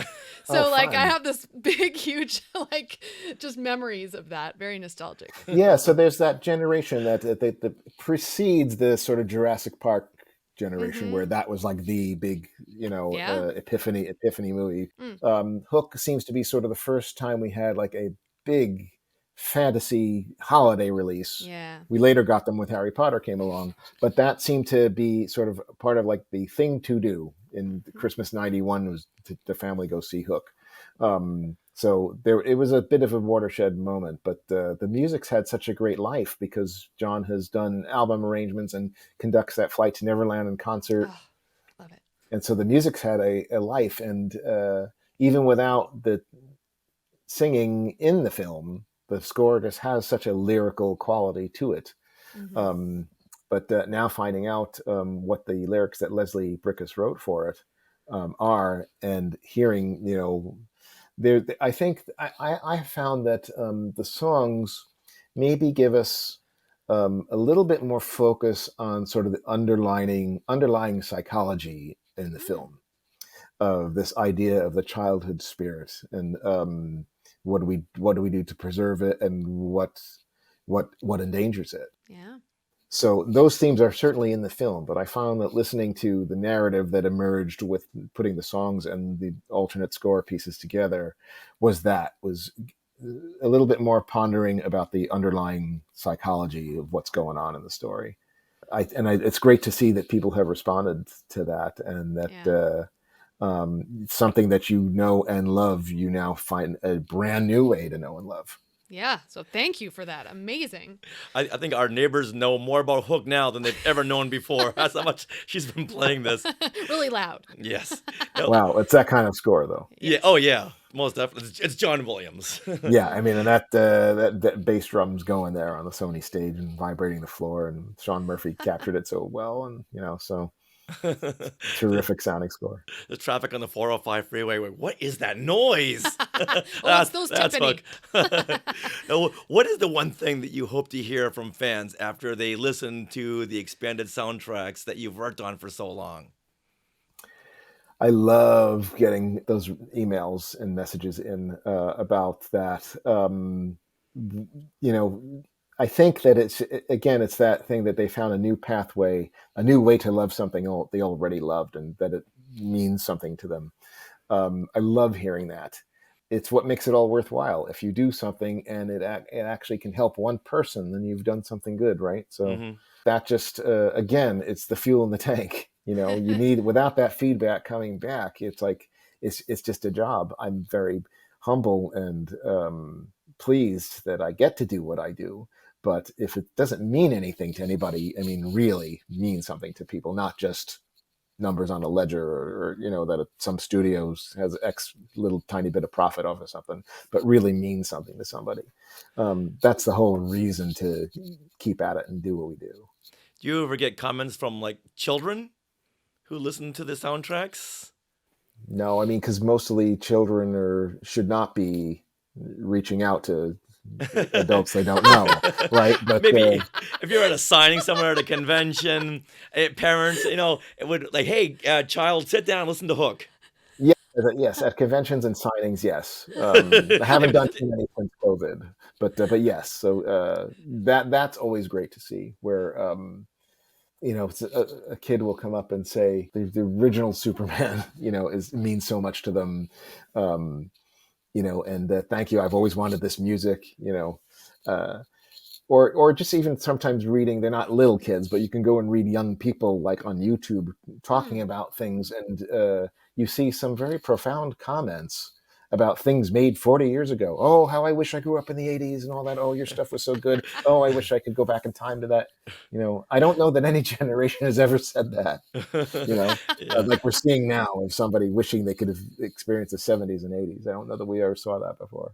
Wow. Yeah, and if a little child does come up to your door and knock, and hey, Mr. Matessino, I want to talk to you about your soundtrack albums, it's best just to call their parents and turn them away. Definitely, yeah. But no, hearing all that is just so great. And the Sound of Music also, you're constantly getting that about 5 or 6 year old will watch it today and just be so moved by it. Or, another strange one is Home Alone. Oh, yeah? That's a big one for me. It shouldn't work because you now have a generation that has never known life without cell phones. Right? And that story does not work without cell phones. If you had cell phones, it wouldn't work. Right. So, because you could reach people from the airplane and whatever. So you could see where they are on the Google Maps or the Find My. It's like, Kevin, hold on, let me check my phone. Oh, he's still home. But still, for some reason, children watch that movie and they're totally accepting of it. Well, it's a child who takes matters into their own hands. Someone who you think couldn't do what he does. Yeah. In fact, last Christmas, we had seen a screening of Home Alone. There were kids in the audience. You think you were watching Rocky Horror. They were acting out all the bits. They were acting out what Kevin was doing. It was hilarious. Like when he was running around the house, like going, "Oh, it's my house," and I'm running around eating ice cream. Jumping on the bed. Jumping on the bed. They were like jumping and running. And they didn't miss a beat. Yeah. But that's a fascinating phenomenon to me about how kids will just sort of turn off and just accept this universe where things that shouldn't work, where he swings across to the treehouse and and Daniel Stern says, "Well, maybe he's going to call the cops," and Joe Pesci says, "From a treehouse?" But of course, now, of course, you could call from a treehouse. But... Yeah, I got Wi-Fi over here, Joe Pesci. I can do that. Yet somehow the kids just accept it. So there's that's a movie where I just think the music kind of elevates it to a whole other thing that it wouldn't have without it. It's a great movie, but boy, that score just finds some underlying archetypal thing and brings it to the surface. Yeah, well said. About family and Christmas, it's like it just John Williams has just that way of finding that sort of a root core emotional center of whatever the story is and finds a way to bring that out. But that's what a composer's job is. Mm-hmm. So on the back end of it, if I'm putting a soundtrack together, I want to have that memory and that emotion come through when you listen to the music. Oh yeah, there are so many of these Star Wars tracks that when I listen to it, I can see the movie in my head. I'm back to being 7 years old and seeing the cantina sequence for the first time, hearing the Vader's theme, everything just so many memories flood back. And that's why I used to love listening to those soundtracks on my bedroom floor with all my friends. We'd be talking about the scenes that were happening. It was great. Good stuff. Well, I mean, I remember, I'm a little older, but I remember now I look back at it very fondly, how that period of time after the first Star Wars, where there was no movie that you could just bring home or click, click, click, and there it is in front of you. All you had was the soundtrack album, the story album, the comic books, the novel, the action figures. You had other ways of making the movie come alive in your mind again while you waited for the next reissue. The radio dramas of 81, 80, the original Star Wars and Empire, how brilliant was that? And boy, what a moment in time that was, because just a few years later, now you wouldn't do it, because a few years later you would just buy the movie, right? So, but to actually retell the story through just audio, that was brilliant. It was genius. Yeah, even though I had all the action figures and the Topps cards and in comics, nothing brought Star Wars back to life like the soundtrack albums. Right. It was just because music's the one component of a movie that you can take off and it can be its own thing. Yeah. Right. It's not going to be, let me look at the costume design or let me look at the editing. But music is its own artistic thing to be separated out and is a version of that story being told. With everything that music can do emotionally and to put images in your mind and whatever. The archetypal approach that I think John Williams took, where it just sounded like every legendary mythical adventure that we've ever heard about. It sounded like it was the score to that. It wasn't just a score about people trying to blow up the Death Star. And he did it with Superman also, where he scored the myth. It wasn't just the Christopher Reeve movie. You could take the music and put it on the Fleischer cartoons from the 30s, and it still worked. Where he scored the myth of Superman, and he did it again with Dracula. So it's so that's the power of music. But that anticipation for the reissues also was just okay. I had all that, and now I get to see the movie again, and it's playing for 2 whole weeks. So some of those reissues I would go 5-6 times to, and it's like, but that was like part of it. The wait between the movies was part of what made it so great. So getting a movie every year or 2 TV shows a year, it's not the same. It's not the same. You just feel like you're kind of just walking into the same restaurant night after night after night, and no matter how good that restaurant is, you're going to eventually get tired of it. but yeah, those ancillary ways of keeping the film alive and the anticipation of either the opportunity to see it again. I mean, back when before home video, when The Wizard of Oz was on once a year, everybody stopped and watched it. Yeah. Always around Easter time. So you associated Easter with The Wizard of Oz. Right. And The Sound of Music to a degree also, when the networks were showing it just once a year. Yeah. But so as cool as it was and as great as it is now to, have gone and through this era of building your own music library, and now with any movie, just as I said, click, click, click, and there it is. Something was lost. Yeah. I'm sorry to say, but I think that if you can, I think the music is the pathway to bringing it back.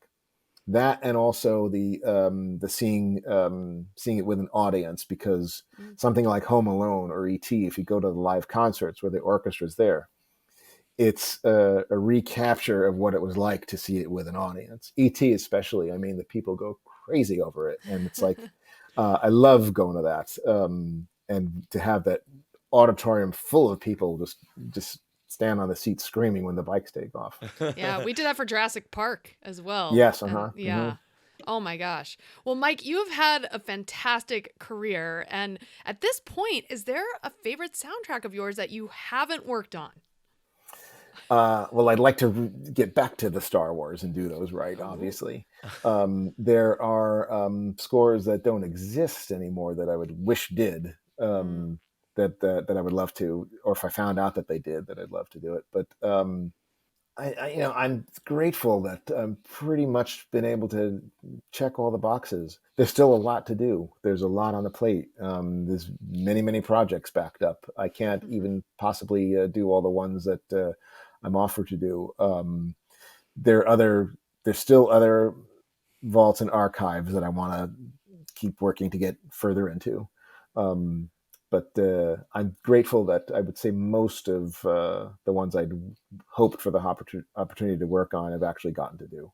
Whoa, can you tease us with what you're working on next? Well, the dance card does have a good degree of John Williams on it. We're listening. And Nice tease. And the work with Universal is continuing. I'm just what I'm most happy about right now is that everything at the moment at least looks to be things that will take 2 to 3 months rather than 2 to 3 years, because I just can't stress how difficult, especially the latter part of 2023 was. But basically, from the time the work on Fiddler started and The Sound of Music in 2021, and then encompassing the 7 months that David Fine and I spent on Star Trek: The Motion Picture, followed by writing all that text for The Sound of Music and getting Hook across the finish line. It was an exhausting few years. So I'm glad that, at least at the moment, we're back in a sort of a more routine thing where things kind of come and go, and they're just normal scores, and they're not 3 discs, and so right now I'm just enjoying that. Well, we are huge fans of yours, and there's huge fans of yours out there. And if they want to get a hold of you, excluding children, because they shouldn't be on social media, if they want to get a hold of you, how would they go about doing that? I'm on Facebook, and now that's old school, I know, but I'm there still. mxmxpr@gmail.com is an email address they can reach me at. And I do love getting the feedback, and people have come up with suggestions for, hey, how about the score to this, and something I'd never heard of. I'll just say, if you want to write to me and suggest a score project, you can help me a little bit by just tell me what the studio is and what label originally released the album. Nice. That saves a few minutes of research, because I'll immediately know how viable it is just based on those 2 things. Okay, knowing that, I'm going to say Fox and CBS, the Star Wars Holiday Special. All right, go. Oh, I have a story about that. Well, okay. If you got time, we got time. I was part of the first group of people to see it after its 9-year absence. I think you mentioned a Star Wars 10th anniversary poster. Yes. So I was at the Star Wars 10th anniversary convention. Me too. You were there? Yeah. Okay. Yeah, I got the video of George Lucas's Q&A. There was a fellow there who had convention tables in New York and various other places, who actually is the first person, to my knowledge, that secured a copy of that holiday special. And this goes back to David Fine, whom you've had on the show. After that George Lucas presentation, did you go to the bar? No. Okay, so like everybody in costume, like all went to the bar and turned it into the cantina, and I think we kind of just dubbed it the Rogues Gallery. So all these people were at the bar, and this guy who had the holiday special was going to show it in his room. Now, this With is Peter Mayhew. 1987. Yes. Oh, yes. I heard about that afterwards. Okay, so now, but this is 1987, so I have to tell you that you think, okay, you're going to run a video in your room. No, this is like a major. You have to call the engineering department of the hotel, has to come up and figure out how to rig a hotel TV to run a VCR. I mean, this is a major, major thing, but they did it. So David Fine spots Peter Mayhew sitting at the bar, 49 sheets to the wind, and tells him that a bunch of us are going to crowd into a hotel room and watch the holiday special. Would you care to join us? Oh, yes. What room is it?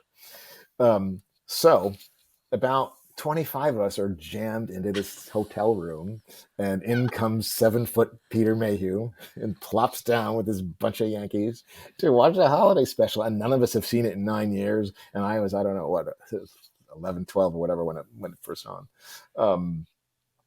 That was the first. It was from that moment when copies were made and started circulating around. That was when it started at the 87 convention. I don't think in the 9 years prior anybody had seen it until that moment. And that's when the copies started working their way around after that. One of my favorite memories of that, this goes way back. You'll have to go to YouTube to find this. Back in the 70s, we actually made things in America. So we had a thing called the United Ladies Garment Workers Union. And and I think a lot of these videos that have floated around have the commercials in them, right? So there's the union label. The union label song. So this whole entire room of people starts singing along with it when it comes on. Look for the union label when you are buying a coat, dress, or blouse. Remember somewhere. And we're there with Peter Mayhew. It was just so hysterical. Oh my goodness! But that's what I remember. And then we made copies. I think we rigged 2 VCRs together, and so they were making copies. So before we all left the convention, so some of us left with copies. And when we got back to with my friends in New Jersey that I traveled with, we got back and we were there sorting through all the things we bought and whatever, and figuring out whose things are what and whatever, unpacking. And one of the gals just crashed on the floor, and we had that thing on the VCR playing. And it got to the Beatrice Arthur song. And I thought she was just asleep. And then all of a sudden, out of nowhere, she just says, "My God, this song never ends." Good night and goodbye. And then I think I later showed to a roommate later on, and it's like it has the cast at the beginning, and it's like, what the hell is this thing? What they do? Call 1-800-HAS-BEEN? Oh. So it was just that was a piece of work. It's a miracle that Star Wars survived that. Luckily, it was on one time. It came and it just left. It was no internet, no social media for people to voice their opinion. But yeah, going back to the convention, I know the guy that held that screening, and he said, "Rich, where were you last night? We ran the Star Wars Holiday Special. We know that you're a big fan of that. Peter Mayhew was there." I literally broke down in tears. It's like, because what were you doing? You were had fallen asleep somewhere? Well, it's a big Star Wars convention, so we're all running around in different cliques and finding new friends, making new friends, and doing whatever we can to just absorb Star Wars. Because at that point in '87, Star Wars was beginning its hibernation. Right. So we were squeezing every bit of Star Wars fandom that we could, and my friend and I just missed that. And it wasn't like the guy could put it out on social media or text you or anything. But yeah, I heard about that afterwards. It was very insider, but it kind of just stemmed out from that gathering at the bar after the George Lucas presentation. So Wow. that was, I mean, no convention could ever top that one, I don't think. Oh, ever. no, never. That was just really, really something.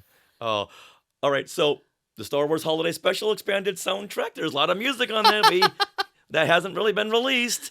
I'll give you my credit card right now. We'll see. All right. So back to Leslie Brickus, because his longtime arranger Ian Fraser is the one who did the music for that special as a music supervisor. And so he did the very first adaptation of the John Williams Star Wars score for that special. So, but there was the production company that did those specials. I think they also did that Peter Pan 76 and a bunch of other things. There was a fire at that facility. Oh. So if they were scoring masters, they probably perished then. No. Sorry to say. Oh, well, it doesn't seem like it's that hard to recreate. Well, but there's stranger things than that I've found, so I haven't given up. I might find something. Okay. All right. I'm That's just on saying, the list. we will give you the credit card right now, and a credit card to back that up. That's how much I want all of those tracks on one soundtrack. So you want like the contortionist music? And Yes. Absolutely. Yes. Diane Carroll and Jefferson Starship. Jefferson Starship. As long as we don't have to see Itchy, I'm fine with that song. Oh boy. We have Acmena's song. And Carrie Fisher's. And Carrie Fisher's. Carrie Fisher Carrie singing. Fisher's Tree of Life song. I think I just also remembered from that moment that in the room with Peter Mayhew is at the very, Han Solo, I think, throws the stormtrooper off and the railing breaks. Yeah. So at the very end of it, before you get to I think it's the very, very, very end of the show when it backs away from the painting of the treehouse. Yeah. And somebody in the room commented, "What happened to the broken railing?" And Peter Mayhew said, "That was on the other side." Oh, good for him. Nice. That's quick-witted. That was nice. Did he? He also was when who the wife was Mala. Mala, right? yes. Yeah, he says, that was a man. That's right. Yeah, and that actor also, Mickey Morton, played Torque, the cantina bouncer. Oh, okay. One with the pasty face, and Mickey Morton was also the second set of arms for Gourmanda, the Julia Child's chef. Oh wow, okay. Oh my God, did he provide any other commentary? No, that's all I remember. I mean, what is this now? 35 years ago or something? So Yeah. that's what I remember. Long time. How long was it? 37 years or so. Yeah. Going on Gads. 36 years. Right? Egads. Yeah. Wow. As if it were yesterday. But those were happy times, though. I mean, there was just the 3 movies. You didn't know if there were going to be any more. I mean, Return of the Jedi. I owe a lot to that movie, although I'm not the biggest fan of it. But I owe a lot to that movie for the John Williams expertise, is because it was when that film opened and the soundtrack album was so paltry. At 37 minutes, only about 17 minutes of music actually in the film, which I had before the movie opened, but then going to see it and it's almost wall to wall. And I'm like, wow, there's at least 2 hours of music here and it's got tons of stuff. So later that same summer of 83, the Charles Gerhardt re-recording came out, which I think I heard they reissued Star Wars and Empire as a double feature. And I went to see it in New York City and they were playing that album and I was hearing Return of the Jedi music that I didn't have on the album. And it was on the re-recording, had some additional things. And then later on was a Utah Symphony Star Wars trilogy record that had 2 more tracks from Return of the Jedi that weren't on the album. So you had to get all 3 to get maybe an hour of music. And but sometime that year, working my first summer job, I saved my money. What did I do with it? I went into Colony Records, which was on Broadway and 49th Street, and this was a store where if they didn't have it, they could tell you where to get it. And I said, show me any John Williams albums that I don't know about. And they went and pulled all the stuff from the 60s. Like there was there was an album of TV themes that had 3 of his pieces on it. There was the Diamond Head album, and there was How to Steal a Million, and How to Fitz Steal a Willie, Million. all these things from the 60s. And here you go. And I walked out with 2 of these bags that said I found it at Colony on it. And I, started completing my John Williams collection and getting to know his early works through that way. But it was all, the impetus was that sort of sense of Return of the Jedi didn't give me enough John Williams. I want to know what else is out there. And that kind of created the monster. So in a way, the fact that it was a, very short album as compared to the amount of music in the movie, in a way, I owe what I do to that in a strange way. I'll say. That's a great story. That's awesome. Yeah, Love it. I think I got my Sony classical Star Wars trilogy album at a record store somewhere on Bleecker Street. So, oh wow, Footlight, was it Footlight Records? I'm sure I still have the receipt somewhere because I save everything. Footlight Records was the downtown place to go for stuff for sure. Yeah, they were a great store. Yeah, so if you needed more John Williams, you go to New York. Tower Records, the one in the Village on Broadway and was it 3rd or 4th Street.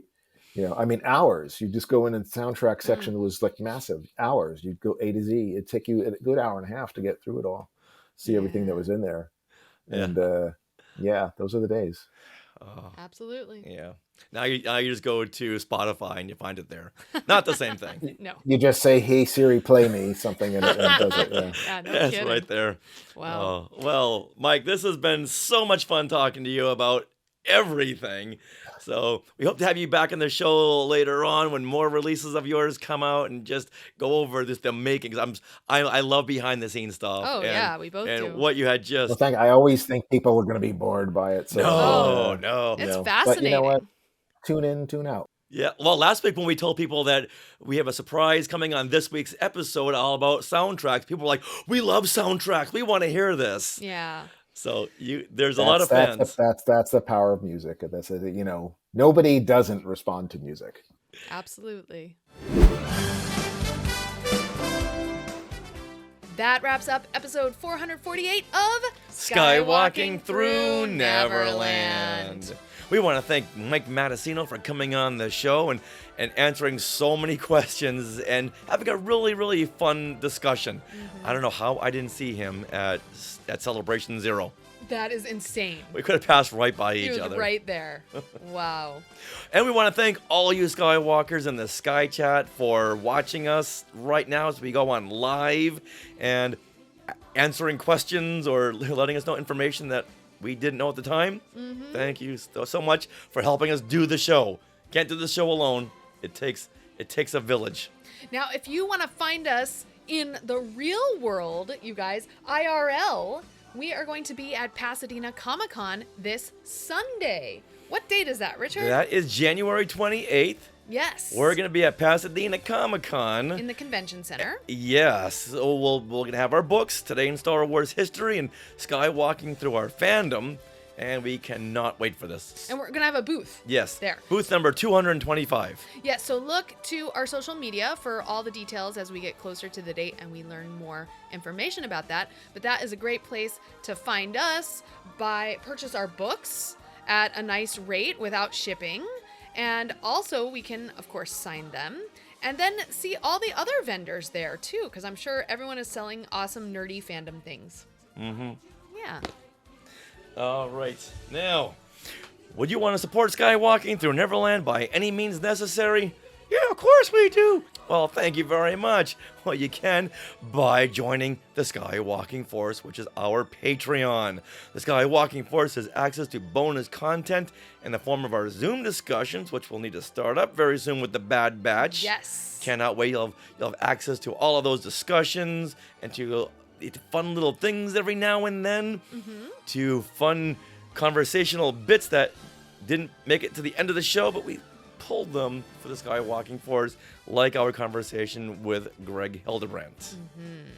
Also, you get a coupon code to use for our books, which are good at Pasadena Comic-Con. So let us know about that.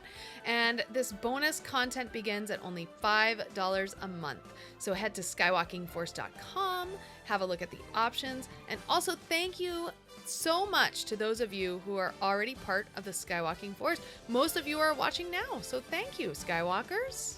We also want to thank our sponsors, Small World Vacations, for their continued support.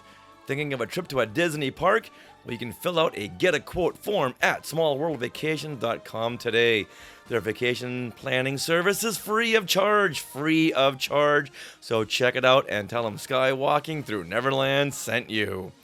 All right, Skywalkers, do you have your Skynet chambered up? Get ready. Okay, good. Now, we are part of the Skywalking Network, where you can find other great shows like Talking Apes, the Max Effects Podcast, the Neverland Clubhouse, Totally Tell Me Everything, Star Warsologies, which just put out a show today about paleontology in creatures. So that's going to be a fun one. And also the YouTube shows Collectopolis and Today in Star Wars History. All right, and on social media, you can find us in between shows. Just search any social media platform for @SkywalkingPod, and you can also search Facebook or YouTube for Skywalking Through Neverland. And there you go, you'll find us. Click, subscribe, like, whatever. Comment. We love comments. Now, don't forget to stick around for bloopers and other fun bits that didn't make it into the show. And always remember, Neverland on Alderaan. Some imagination, huh?